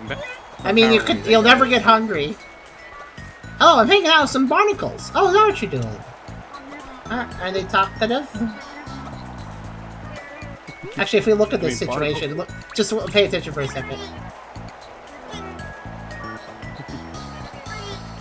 She's just having a conversation with them. To be fair, barnacles do make noise. They're alive, and you can talk to them if you want. It's no weirder than talking to plants, really. In fact, it's probably less weird because they're alive. Flying barnacles is a joke in my mother's D&D campaign. Somehow the party managed to give some barnacles wings. Oh, that's interesting. This makes no sense from an evolutionary standpoint. The things you do in D&D. Now that the party's over, there might be some new floofs here and there. Let's see. We could check to see if that's their ability. Burglar! Oh no, they're gonna steal the rest of the pizza. You okay? Peach tea? Oh, I've taken a picture of peach tea before, but I like this photo better.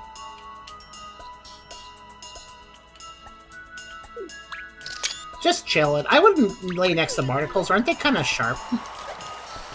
Oh, hello. Oh. Fire blast! You're kind of a bat, aren't you? Don't hang out like that too long, or else your head's not going to be happy. I'm gonna look around a bit. Because I think the fluffs have moved positions, so I'm gonna look around again.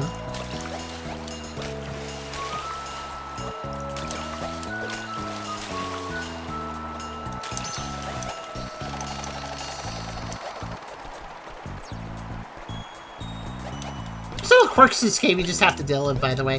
For instance, when you get out of water, the character has to spend a second shaking off. You have no control, you just have to sit there. It's fine. This game is not about rushing and... Like, this game is the antithesis to, like, speedrunning. It's very much the opposite of their last one, Copy Kitty. It's the first... It's... You know how, like, you know how, like, we're kind of slow playing games sometimes? Oh! What the? Yoink! Okay, you got that one. So, we learned about this in Chapter 2. Sometimes... So, the reason that these special abilities... the capsules... Yeah, they drop from the sky now and then. I guess they got that one. Darn, I wonder what it was. It's kind of rude. I mean, I did almost get struck by it. It should be mine. But yeah, they drop from the sky and then people pick them up and they use them for a while. They don't exist forever. Like, you do lose them after a while. Yeah, at the end of the day. Yeah, end of the day or whatever. So people just kind of grab them when they show up. That's kind of how it works. That's what the lore is. Sadly, we didn't get that one. Maybe we can ask them for it, though. They're kind of rude about it. Like, we almost got, like, clobbered by that. They're like, yoink, bye. I guess we were fine. What was I saying? I was talking about something. I got a little distracted. Interrupting shooting star. Interrupting shooting star? So that sounds like a meme. Like, somebody's talking. And you just, like, knock over and... Like, you're at a bar. Somebody's just having a drink, talking. You suddenly just, like, knock their drink off the bar and say, interrupting shooting star! Crash! But yeah, I was saying, oh right, it was something involving the floofs, right? What was I saying before this? I actually forgot. What was I talking about? I was still finishing a point. I forgot what it was. Anybody remember? Oh, Caddy's over there.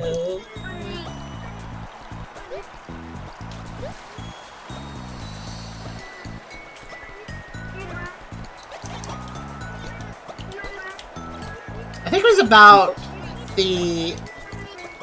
them changing their gender and stuff or something. Hello. I'm unstoppable now. You got a crown. Well, geez, okay. They immediately let the power go out of their head. That's awesome. Ow, awesome. I think between the I'll throw you off a cliff if you pay me and like all of I think Sunfluffs are semi-indestructible, or at least do not suffer from concussions. I guess. Alright, you know what? I'm gonna look up since nobody was paying attention, and I forgot. I'll go see what I was talking about. Sorry. It's okay. Hold on. I was not finished with my point. Let's see. What the? Yoink! The character has to spend a second shaking off. Speed running. Oh right, speed running. That's right. That's what I was talking about. Anyways, there's not a lot of games where like we're slow in video games. That's what I was talking about. How we tend to play games slowly, and you guys probably noticed that. This is one of the few games where I feel like I'm playing it correctly while doing that. Because even non-speedrunner games, we tend to play them slower than I think the devs intend. Because sometimes we even find like bugs or glitches simply because we weren't rushing forward because the dev expected us to rush forward in the game and we weren't doing that, so we just encountered some problem. You know? But this game is actually built for people like us, which feels very accommodating. Yeah. Game to take your time with. Yeah. Party was great. The Fluff's new name is Moss, and it has my favorite pronouns now. Your favorite pronouns. I put grapes on the pizza, and it was pretty popular. I didn't put any in my own slices, though. All the fruit gets tiring after a while. Yeah, if you could infinitely make strawberries, oranges, and cherries, I bet you get tired of them after a while. Honestly, yeah, that sounds like a blessing and curse. Yeah, like, you don't have to worry about starving, but you will get more of those fruits. I'm just about to head back to the sky. Wish I could hang around all day, but the Moore sounded extremely nervous. I don't want to lose track of him. Oh, that's a really hard decision. I actually prefer the table. There we go. Yeah, they the like table. To sleep, we see more of their face. I prefer when they're not sad. There. We have all these. Patty is a 6 of latex. Yeah, okay. Neither of them are very good photos. I guess this one. The focus is done. They kind of look like a Nidorino, by the way. Yeah. No, I see it. Wonder if the devs played a bit of Atlas. I don't know. What I do know is... I think one of you prompted me to look up something. I don't remember... Oh yeah, so Beanbag, by the way... Oh right, we were looking up tricks. Yeah, So Beanbag is the other personality of the, who's the other... It was Beanbag and... I forget. Yeah, Eclipse. Beanbag's other half. I only started showing up about half a year ago, but it's fun having him around. He's a lot more confident, really hot. It's a big part of the reason I started being more adventurous myself. His trick is a 0 friction, so it lets him slide around without walking. Yeah. Also, there's not a lot of characters with 0 cards, so that 0 cards might be more uncommon. Yeah, Moss, I think, is who we're looking for. The one who talks to, who was talking to the barnacles. If we pay attention, the fluffs we know the tricks of, we might be able to notice what they're doing and stuff. 5 words lets us down. 3 conversations at the same time. We have the opposite of that ability. We can only understand if there's multiple people talking around us, so we can understand 0 conversations because we get confused. Yeah, that is the shoot. Do we have Moss in here? Something party effect. I don't know if we actually have Moss in here though. I mean, we do have a photo Moss, but only certain fluffs and floofs get entries. So maybe we don't know enough about Moss. I should look up Adonius. What's their trick? Lets them put trinkets back into their capsules. Actually, they would be really helpful to have around, so you don't lose your trinket because you can store it again. Yeah, I'm looking at the tricks down. And then we have noun. Their tricks of 3 of numbers, so lets you create numbers in a uniform probability distribution, which they did when we talked to them. Oh yeah, they're also encrypted. They're really friendly and supported, but they're also encrypted because it says so. So I think that creatures like noun are still Sunfluffs, but they're like aquatic ones. Because obviously they got all these fins and stuff. I think they're just a variation of Sunfluff. Oh yeah, spaghetti sauce. Imagine the Bunny Enclave. They can see baked goods through walls.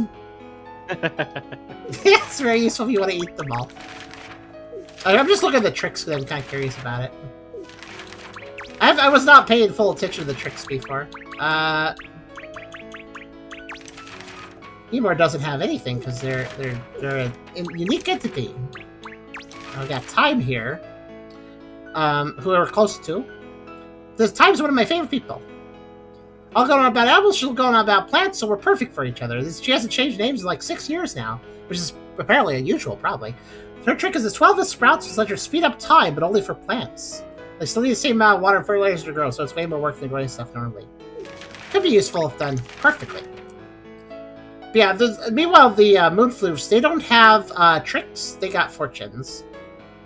I believe that means that the Moonfluffs do not get special abilities like the tricks give Sunfluffs. Instead, they just have a bit of a fortune telling with their cards. It tells something about them that it's more horoscopy for them than it is a magical ability like for the Sunfluffs.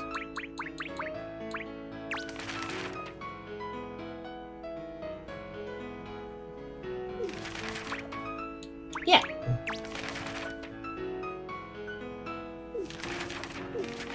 Yeah, we only have an entry on a small number of Fluffs and Floofs, basically the most prominent ones in the game. But I wish I could have more entries on them. We do have the tricks, though. If we look at the album, of course, we can figure out what somebody's trick might be, because it does give the name still. For instance, if I go to other photos. So, like, for instance, Crepes the 4 of Raindrops, so maybe she can make it rain. I don't know what a bumbershoot is. I have no idea what they can make bumbershoots. Whatever that is. Next is 8 of Diamonds. Maybe they can make diamonds. Also got some cool horns. The 10 of Zigzags. Maybe they have to walk in a zig. They're like Zigzagoon. They have to walk like Zigzagoon. You could make many guesses. Chubbis.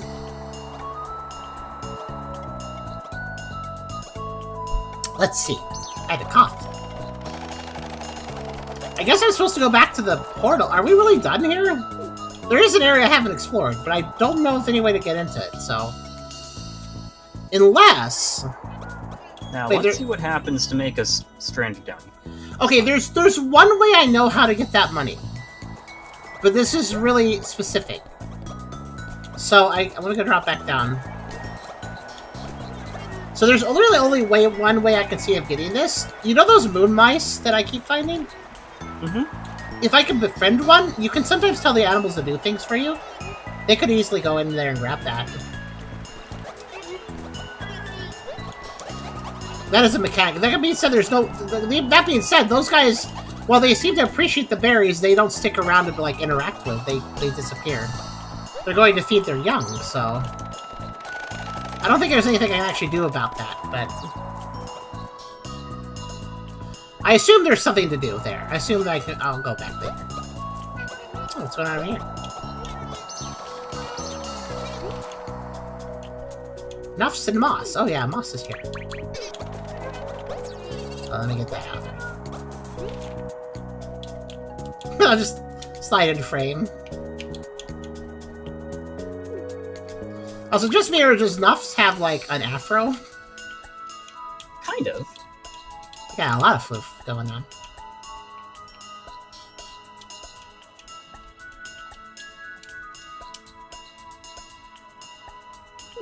There, I don't know, I like my slide, I want to be in the frame.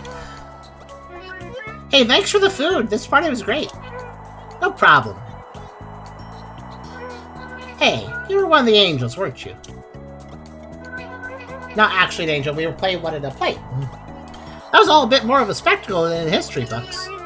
Yeah, honestly, I think it goes a bit too far. Still lots of fun to be an actor for it, though. Since it's taking some liberties anyway, there's some other things about it that I'd change.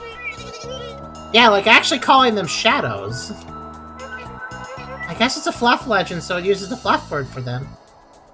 Oh, yeah. A fluff legend, okay. Yeah, the Moonfluffs participated in that play, but I guess the legend doesn't really apply to them. It's not saying they believe it.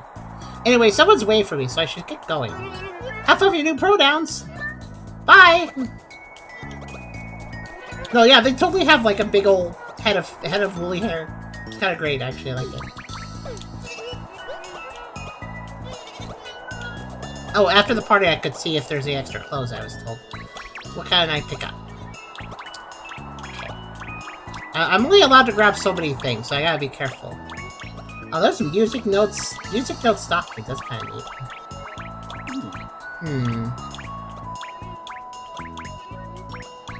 I like that shirt. I'm gonna come back out of the party, see if there's well, I mean... Okay, I'll take all the stockings and that one outfit.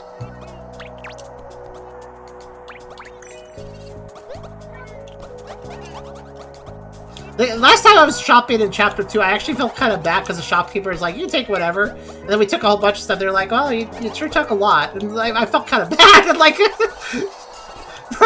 let me do it too. That's why I felt bad about it.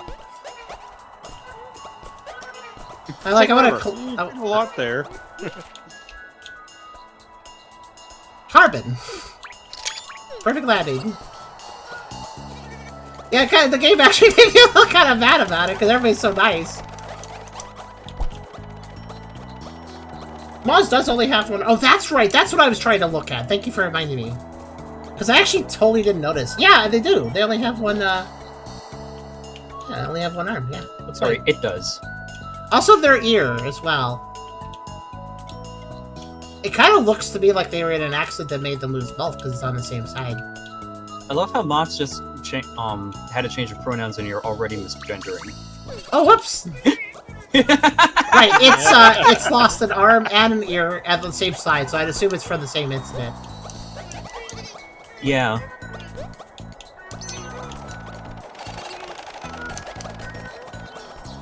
Possibly from some machine. Yeah, I'm kind of like wondering what kind of accident would cause that. Hello. Are we just done? You know what's weird about Niffy is they're just not unusually colored. They look like a sheep.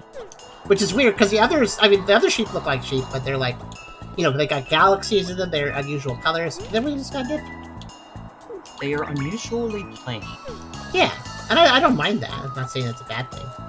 Well, they are still a bit sparkly. Yeah.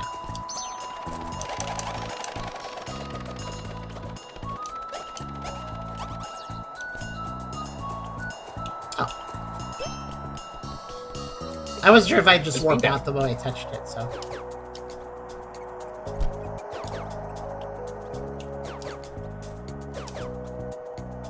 Yeah, no. I'm feeding mice. Yeah.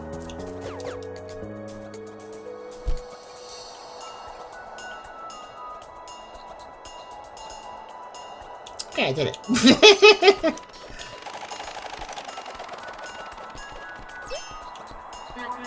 Hey, ready to head back now? You know, I couldn't get all the money, but I guess so. Let's see if I say no, though. Well, why are you looking at me then? That's a good question. I feel like I'm missing something here, but I guess I'm not. Right? Yeah, we searched high and low. Alright, let's go. Maybe it'll fake me out? What's this? Oh! Yeah, we even stored the stuff. Like, we're actually done. That's so weird, though. There's an area I didn't go to. I'm confused. Oh, well, you lose them when you teleport, so I guess it makes sense to store them. Maybe we can get them later. Because it's... Oh. Oh, no! Did it? Oh, no, it's not crashed. Oh. I saw the star rotating. The error might be caused by too many other things running on your computer, but it might also just be a bug. Considering how well it was doing until that point, I'd say more bug, but... How cute. The error message had the same sort of capitalization as the game does. I never noticed that. It does seem to be custom. Well, that was weird. Well, let me fire it back up. Memory leak? I guess. I mean, like, if it's a memory leak, that's going to solve the problem. I'm pretty sure everything's been running fine. We've seen this computer be put under much, much, much more stress at times, if you recall, than this game is causing. So I don't think it's we're lack of memory thing. Maybe with the game itself, but not with the computer.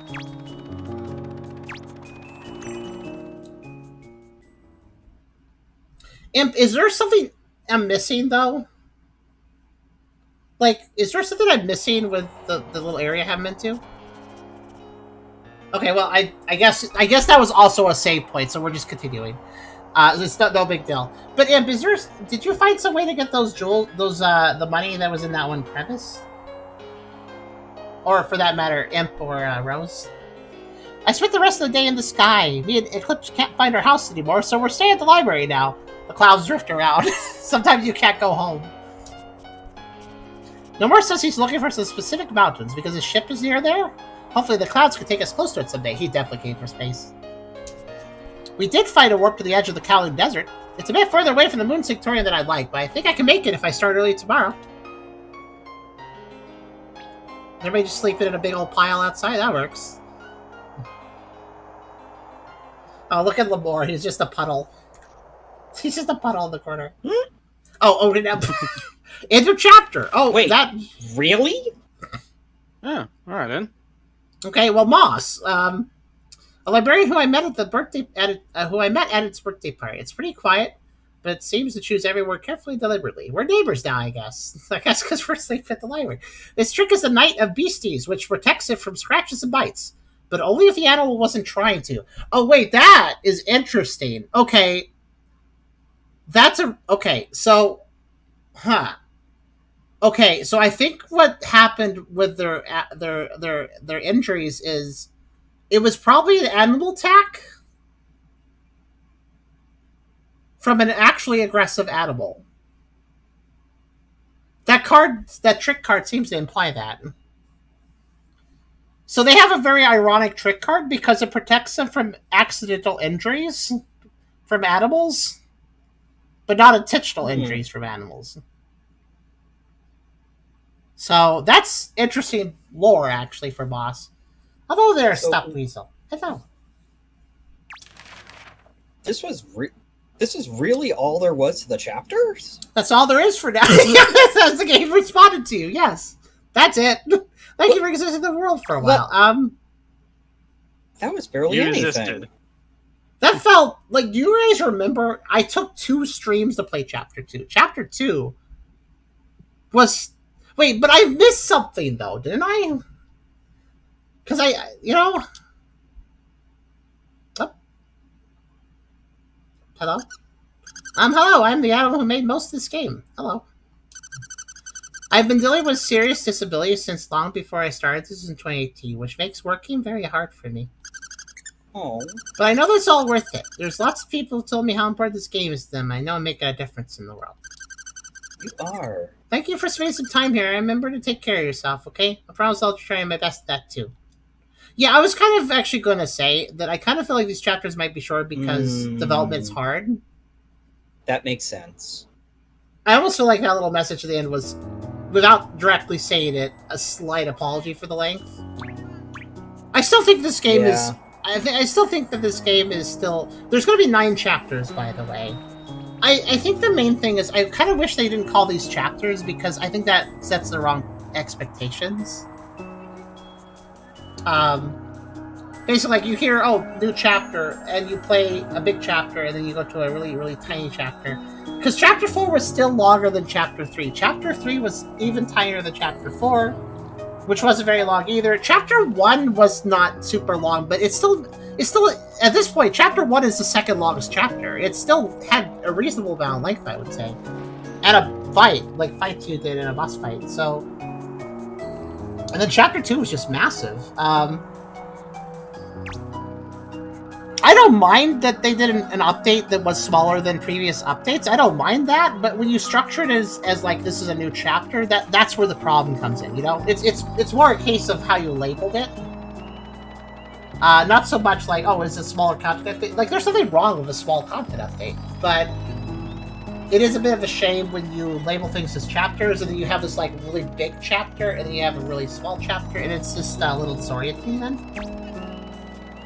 It also means for the writer to buy the story in a way that makes sense to them. That's true. I guess if you're like thinking about a book, obviously in a book, chapters can be different lengths in a book, but I don't know. Are there any books out there that are popular that have like some really long chapters and some really, really short chapters too? Are there books out there that really break up the chapter length from chapter to chapter?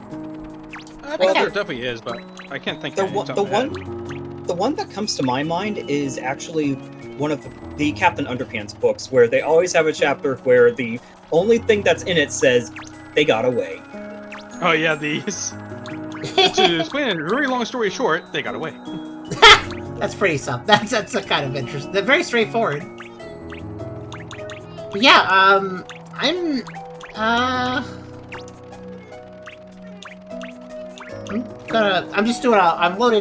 loading the chapter. I'm not I'll play that today. Ooh, flame dress. Oh, you want the flame dress? Hold on.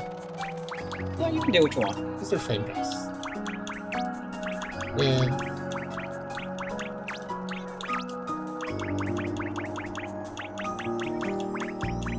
is there anything flaming? Not really. I mean,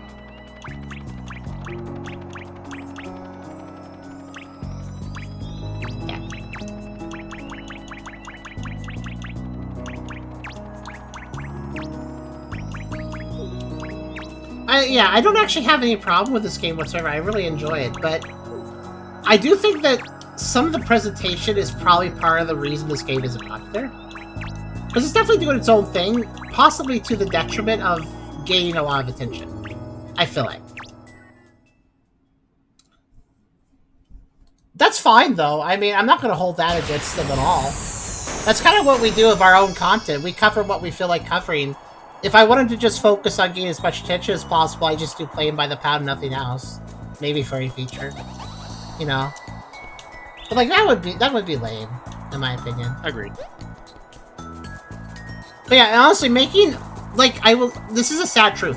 80% of the content we make here, both me and Charm, 80% of the content we make actually hurts our YouTube channel. Because we're making stuff that doesn't get a lot of views. Because people only want the furry stuff and generally only like the fat and boring stuff. So because we're not covering just that, we technically hurt our like algorithm and stuff. But this job's always been about doing what we want to do, to some extent. Like, it's fun to listen to what the viewers want too, to some extent too, but like, at the end of the day, we want to be able to cover, what feels right to cover, you know? Anyways, I'm only returning to this chapter because I wanna contemplate something. What does this expect? What does this oh, wait, hold on. Look at my character.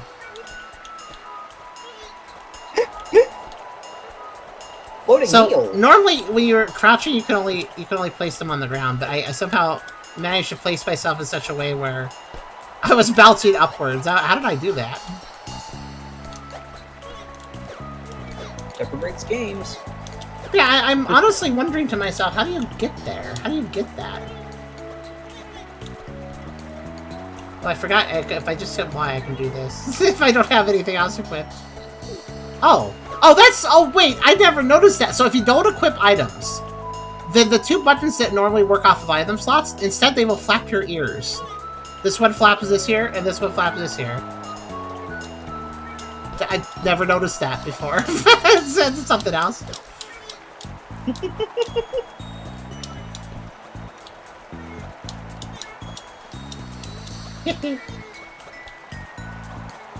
Content creators getting around that by splitting into 2 more channels. We have considered that, but it's also even more work than what we already do, so it's kind of hard. The way we upload videos from Twitch to YouTube really only works. You can't link Twitch to 2 YouTubes at the same time, so it'd be a real mess and a real hassle.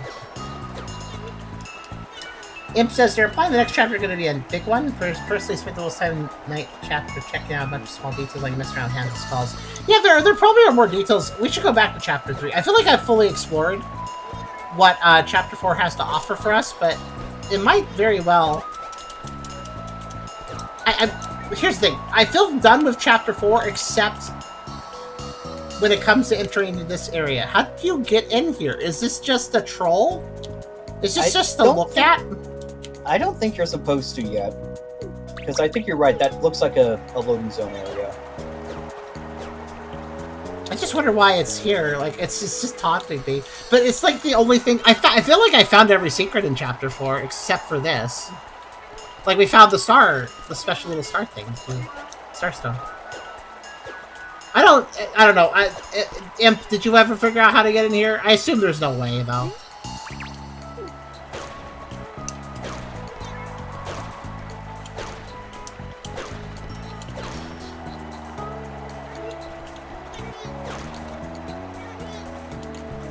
Oh, you can just set an orange down without breaking it. I never realized you could do that. Maybe do come back in a future chapter. It's possible. Alright, let's go back. This game really throws me for a loop. I was all ready to have different thumbnails for Chapter 3 and 4. I guess I need one thumbnail for both. So, okay. Yeah, let's see. How do I... Oh, wait, can you not even... Right! I forgot about this. Hold on.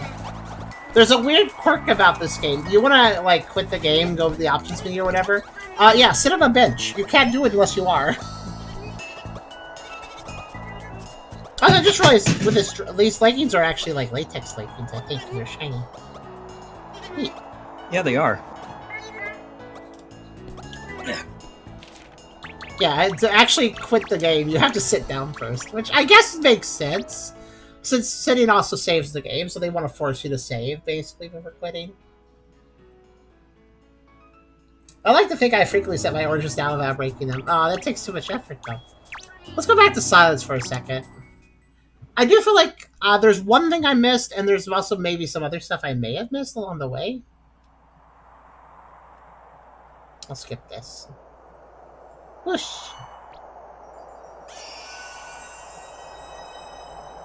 Really weird crash we had, though, isn't it? What's that? It's going so fast the stream doesn't like it. Yeah. Zoom.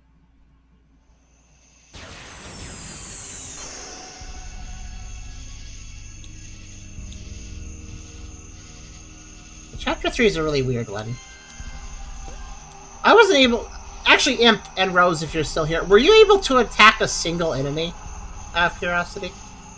Because I was not able to when I played Chapter 3.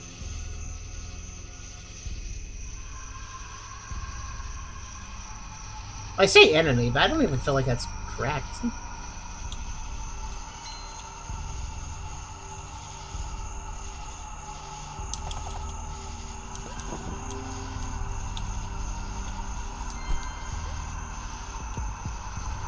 I think at this point I do want to get grabbed by the hands, though. Now come back.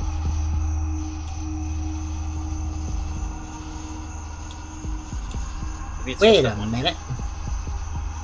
Hey, when I played Chapter 3, that wasn't there, right? Like, in my main run, I'm pretty sure that wasn't there, because I'm pretty sure I picked that up in Chapter 2. So when I was doing my normal run of my normal file, I don't think that was there. But right now, I'm loading Chapter 3 through a stage select, so it's not keeping track of any progress I did in other chapters. It's just loading Chapter 3 by itself. Incidentally, that brings that Starstone back, or that Sunstone back. That's interesting. That Sunstone is missing on my main file, though, because I actually picked it up in Chapter 2.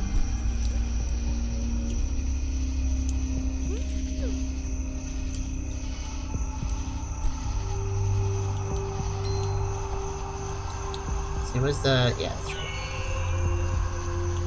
I've yet to actually... Yeah, see, that one wasn't there either, so yeah, they're just kind of showing up again.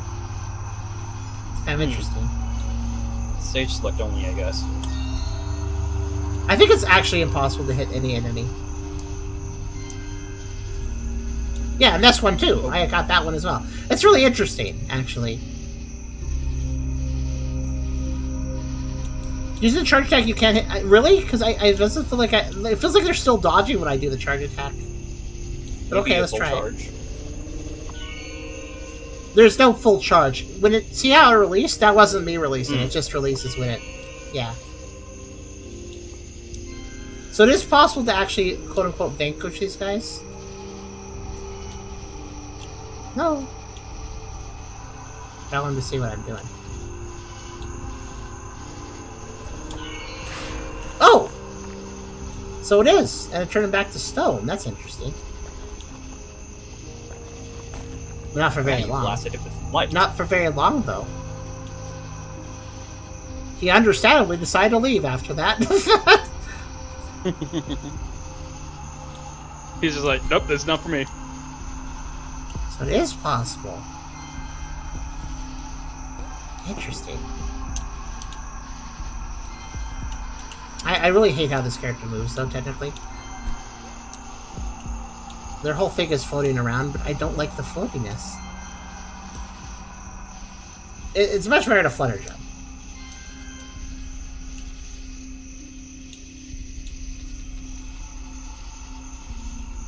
Actually, I kind of wonder, what happens if they take a sunstone?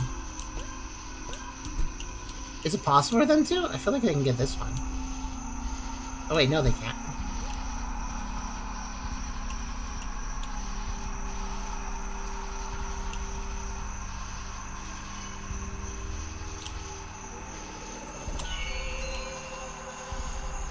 It is very hard to hit them, though. It takes a lot of effort. Like, that looked like it hit him, but he was running away, so he didn't get struck by it, basically. You have to be unaware when it hits them. Like, yeah, I have iframes. Basically, yeah. Oh.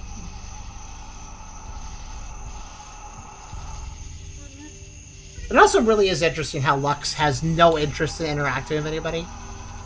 Like, they want to avoid people at all costs. That's also why they do things at night. So they can avoid people.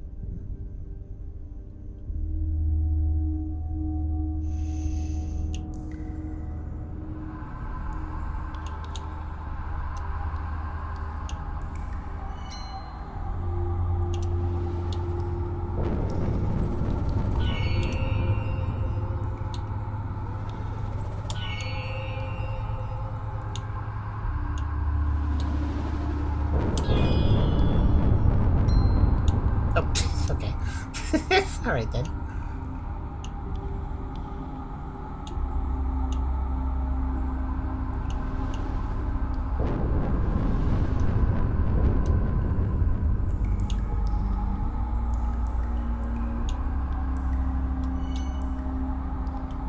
Yeah, I was gonna say they're gonna back up. I haven't hit a hand, I kinda wanna do that.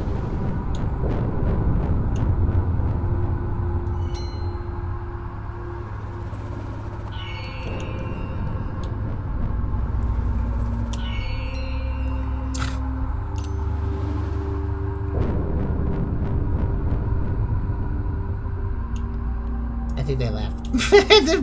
It's very hard to interact with these guys.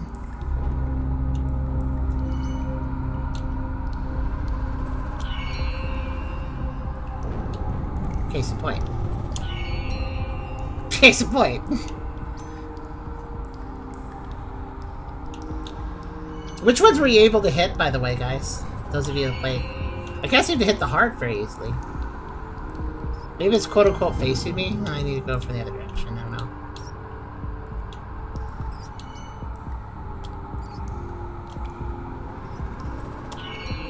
No?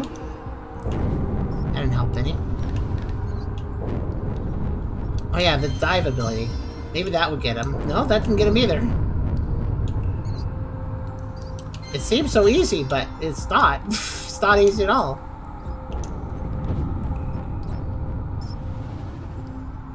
I feel like I'm lucky I managed to hit one.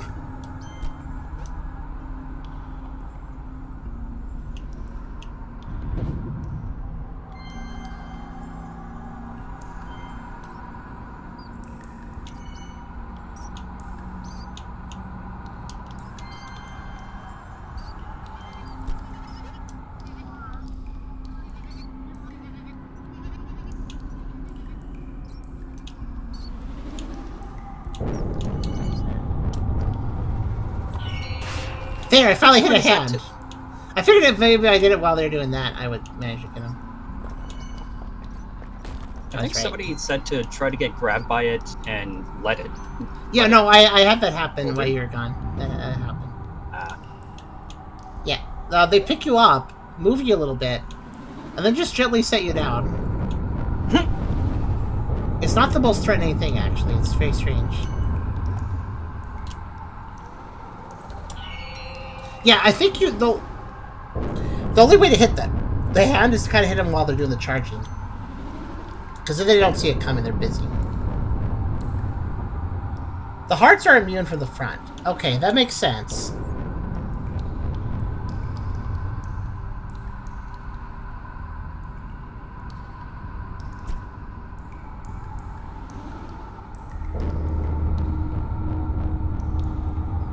And just to demonstrate this. They're like, yeah, they're grabbing without consent, but at the same time, they're not really threatening about it.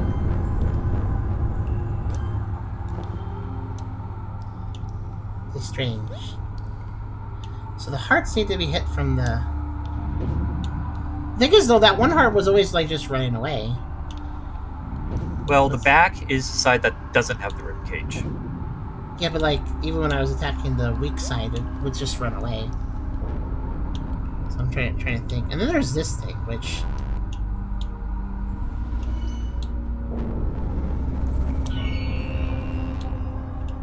does that. I guess I can't hit it with a ball light either.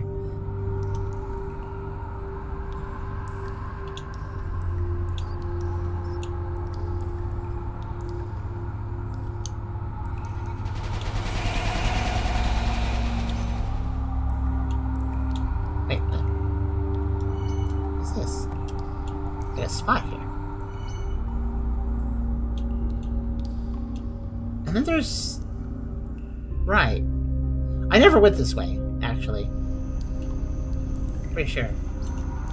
No, I did go this way, but I didn't go... There's an area I haven't gone to in the next area, I think.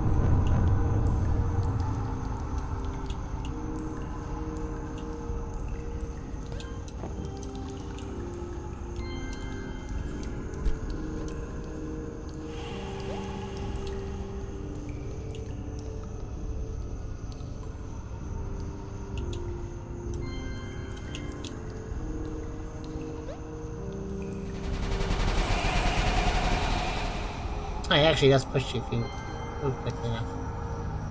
The heck is that thing? Cat, I think. Oh yeah, so I guess I'm forced to go this way.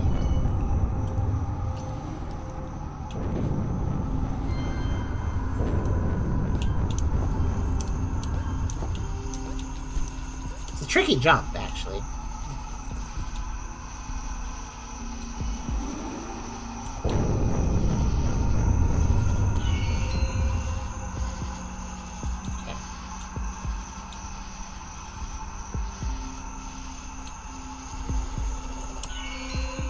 See, that's the thing. Like, yeah, she's showing his weak spot, but he's still aware of what I'm doing, so it doesn't matter. I think it was turning at that time. It looked like a turn. Yeah. Yeah, it kind of seems like they're turning when I start charging, though. It doesn't seem like it's just I'm choosing the wrong time. It seems more like they're turning because I started doing my thing. But you're right, though. They didn't move that time. Granted, I don't know if he's in the foreground right now. I assume it is, since it keeps running away. It's too high. And it's just to too hit. high.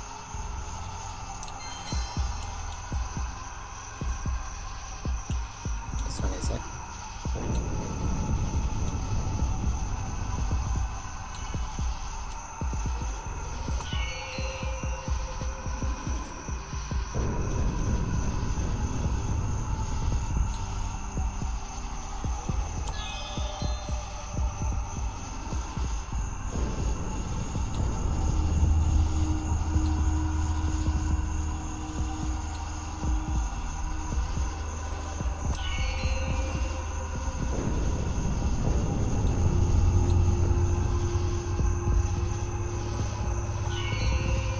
I don't know.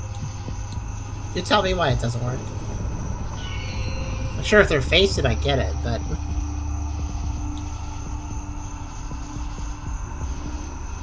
It's interesting how quickly they come back. Everything is telling me how to sheathe my weapon.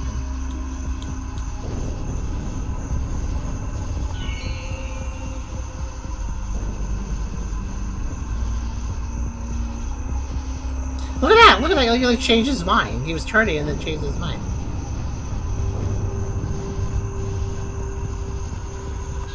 Because he's noticing me, I guess.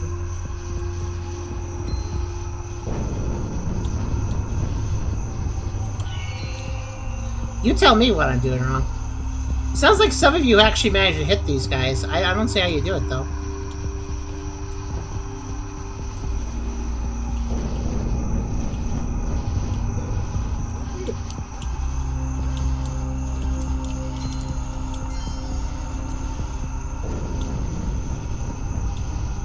Well, that's what you're supposed to do. There's supposed to be walls for you to... that's kind of cool. Yeah. Okay, how... That was like the best idea, but it didn't still work. I think you can't do it to these guys because they're essential for moving forward. Well, that one is, but...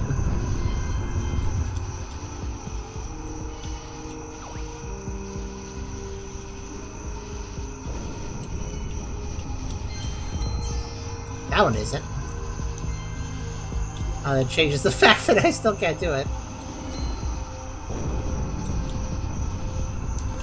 Maybe you're supposed to wall jump off of that thing to get onto the wooden thing?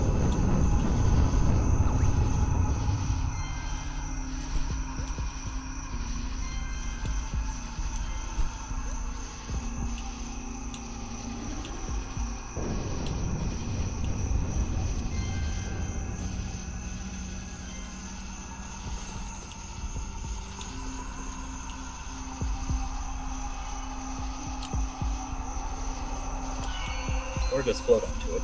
Bad.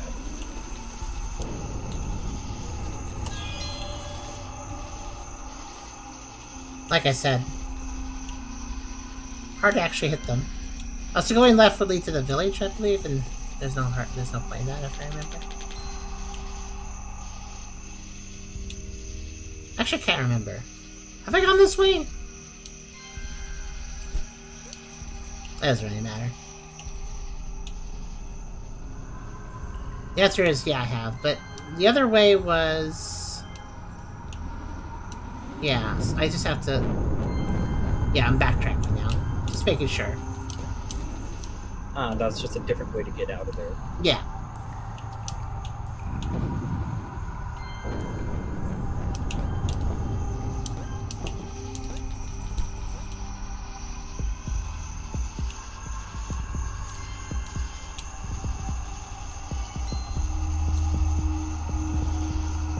I don't know.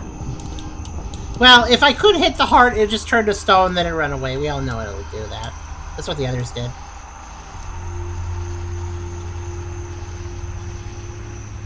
I wonder if this chapter is just supposed to show us that these shadow things aren't all that bad. I think that's the main point of it, yeah. Because the legends, like, we even have a bestiary, a complicated bestiary that goes into detail about the lion causing disorder, smash your party, or escape through a wall. Their touch is cold, painful, like they're draining your life force away. Their picture can phase through your skin the same way they phase through the ground, leave deep gashes that are difficult to treat. If you hear its roar, find something to hide. Stand with safe grace, not skilled, phases your matter.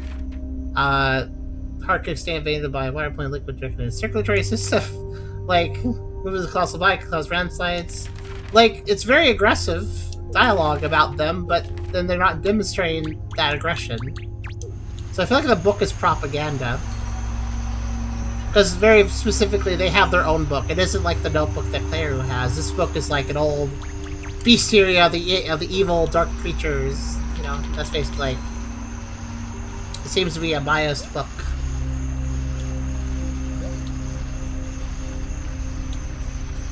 It's possible you got one of the hearts, Rose. I don't think it's impossible. But it is very tricky to actually hit these guys, because they just move a little too fast.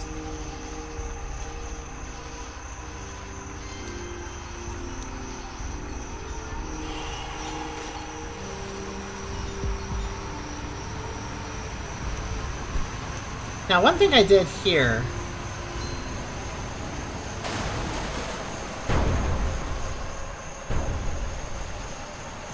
Last time I pet this thing.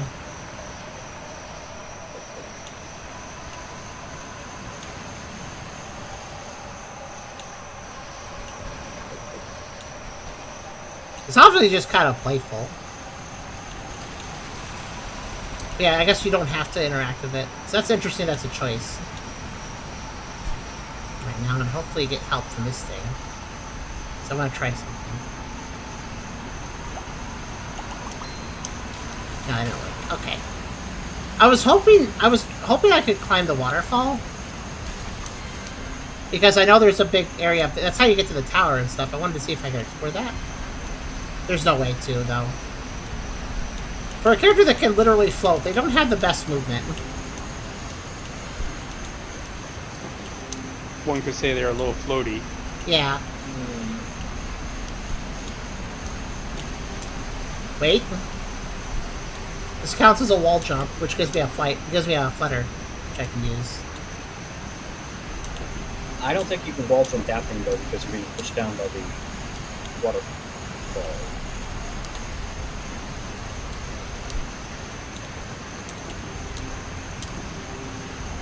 You say that.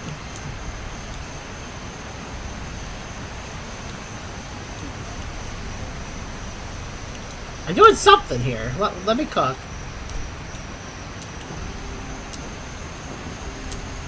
If only I could float following fluttering. I don't think I can. If I could, I think I'd be at it.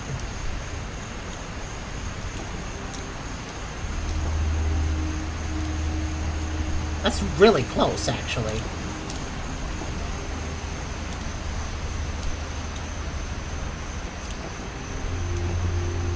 That's really, really close. Is there any way I can...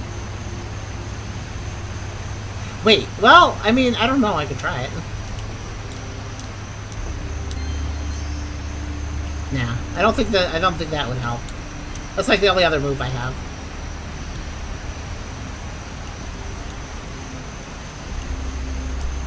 If I could get up there, that would be really interesting.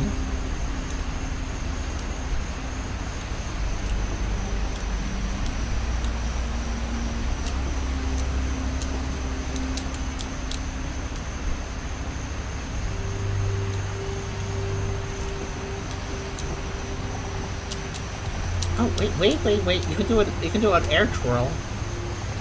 I forgot this. Maybe I can make use of that. It does stop the salt. I can also do an upper attack, too. Okay, what's that? I said it does stop you solid, though. That might be a good thing, actually.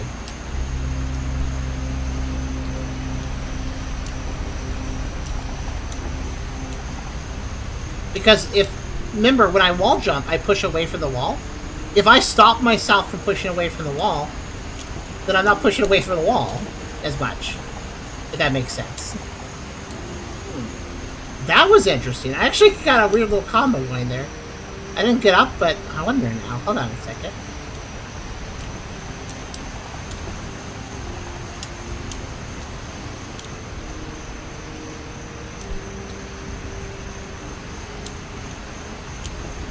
Just figured out the movement attack. Hold on.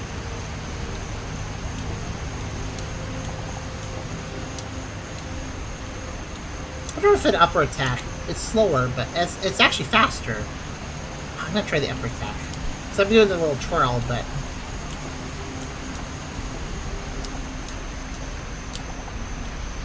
Interesting.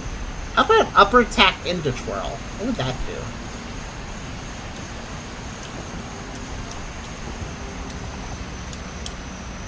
No, not quite. Here's the thing. There's a very specific move attack that's happening behind the waterfall. You can't see it. Because it's kind of, behind the waterfall. But I'm doing some weird things behind the waterfall, basically.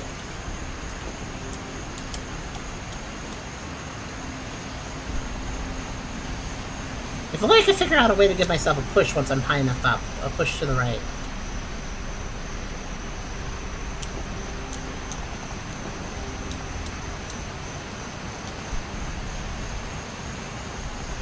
What's annoying is if I have the weapon out, I recharge slower.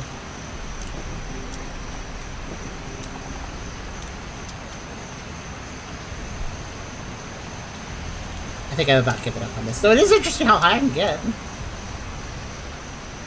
I actually can climb... I'm actually clearing the height of the waterfall. It's just that I'm too far to the left to actually get the rest of the way out, if that makes sense. Ooh. No, actually, twirling might be the key, actually. If I twirl right after I do the first wall jump, even though I literally can't see the wall jump, but if I twirl really fast, I basically lose almost no speed. I lose almost no,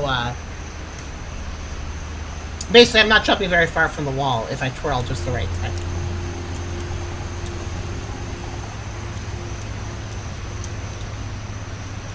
I don't think it's working out, sadly, but it was worth a shot.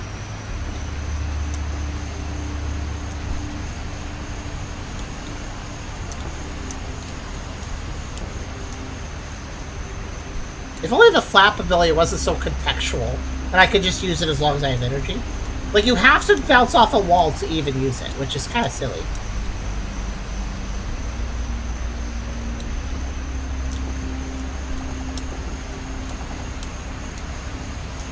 Wait a minute. One more thing I want to try.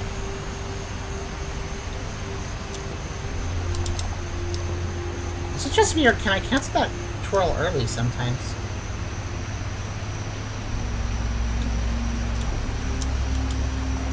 I think sometimes I can. Or like the very end of the twirl can be cancelled. Huh.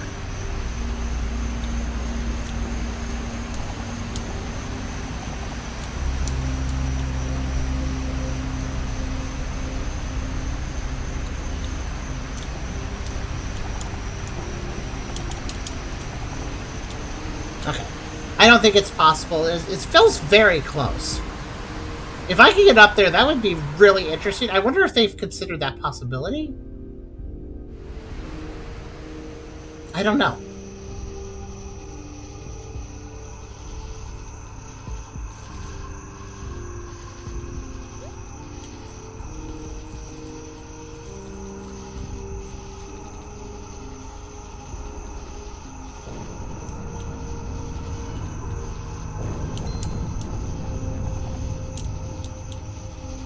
But yeah, I can kind of demonstrate here what I mean by the turning around thing.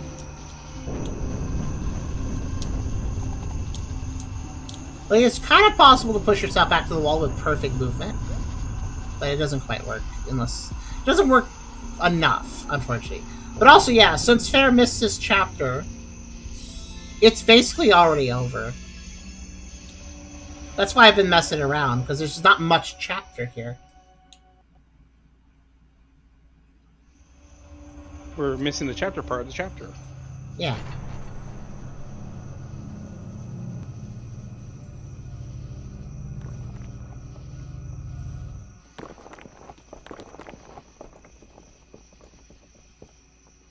Yeah, I guess each Sanctorium probably has a giant night monster that needs to be secured. That's really interesting.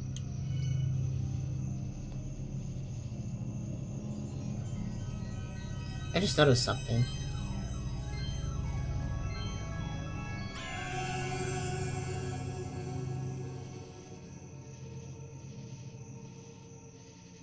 Yeah, this is their goal. They gotta do that. But you see how the orb... That's weird. The orb was actually cracked before I used it this time. I think last time it wasn't cracked at all.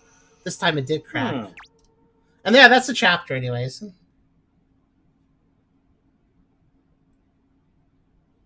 But yeah, I guess we're done for Sunfluffs for now. There's a time. I turn on timer if I want to speedrun chapter 3. I guess you could still technically speedrun. We do have all the music I wonder now. is take a look at go back to the chapter select and you'll see something interesting. What? Look at the symbols around the chapters. Yeah, I did notice that chapter 2 has the sunstones.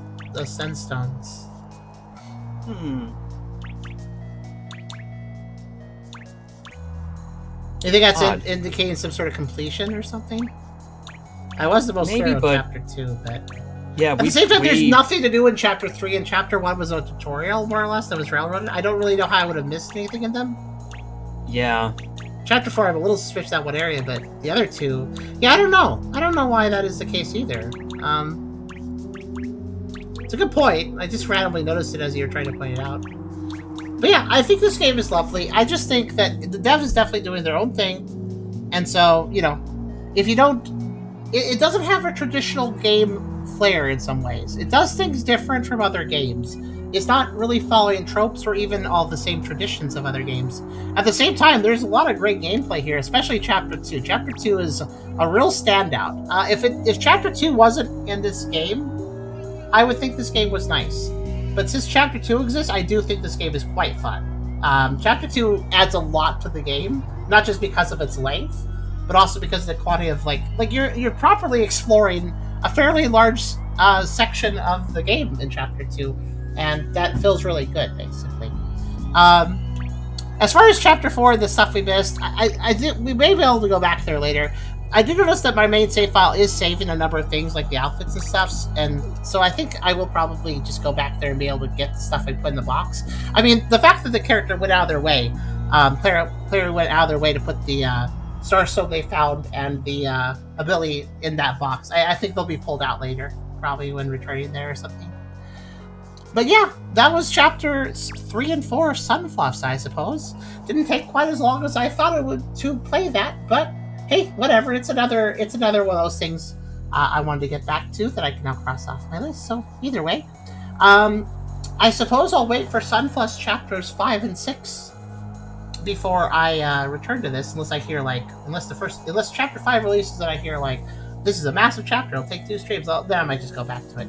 But I guess Rose and Imp can let me know when it updates, because I mentioned they'll play it when it does. All the same, I hope you guys had a good time. And yeah, I'm curious where this game's story will go to, because like I do feel like there's a few avenues this could go down, but at the same time, again, this game is non-conventional in a lot of ways, so I'm not even sure where the story's going. The Sunfluffs live day by day and figure out what they're doing day by day. So much the same way, the plot cannot be figured out because it may do what it wants to do day by day. So, in game day, that is, for this game. But yeah, I hope you guys enjoyed. Any last thoughts for you guys in the VC? I'm looking forward to see where this game goes. Same here. I still like the art style of this game in total. Oh, absolutely. There's so many little details. It's lovely. I have to say that on a critical level, I do think I understand why this game has trouble gaining a lot of reception. The people that do enjoy this game really do enjoy it, but I don't think this game will ever have much of a reach because of the weird structure it has. I don't think that's a bad thing. I think it's nice to do something different. It's just a shame that when you're different, you're not always going to be popular, and I think that's the case with a game like Sunfluffs.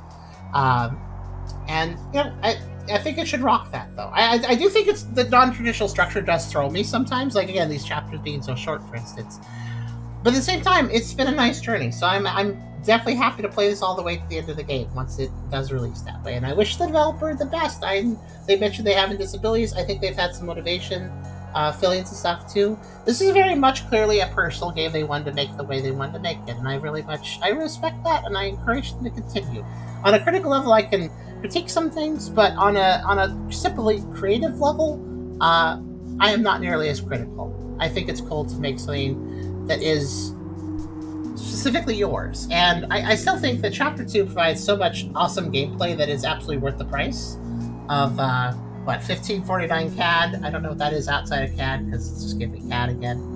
But $11.99 USD. I think this game has so many little details. It's a very good chill vibe and does have plenty of content. Again, Chapter 2 does a lot of heavy lifting, but there is so much new in Chapter 2 that I do think it's worth picking up even in early access. But yeah, when it gets finished, I assume it'll certainly be worth it then. We'll see how much content it has at that point. But that was Sunfluffs chapters 3 and 4, and I'll see you guys again for whenever this game has more content. Hee hee.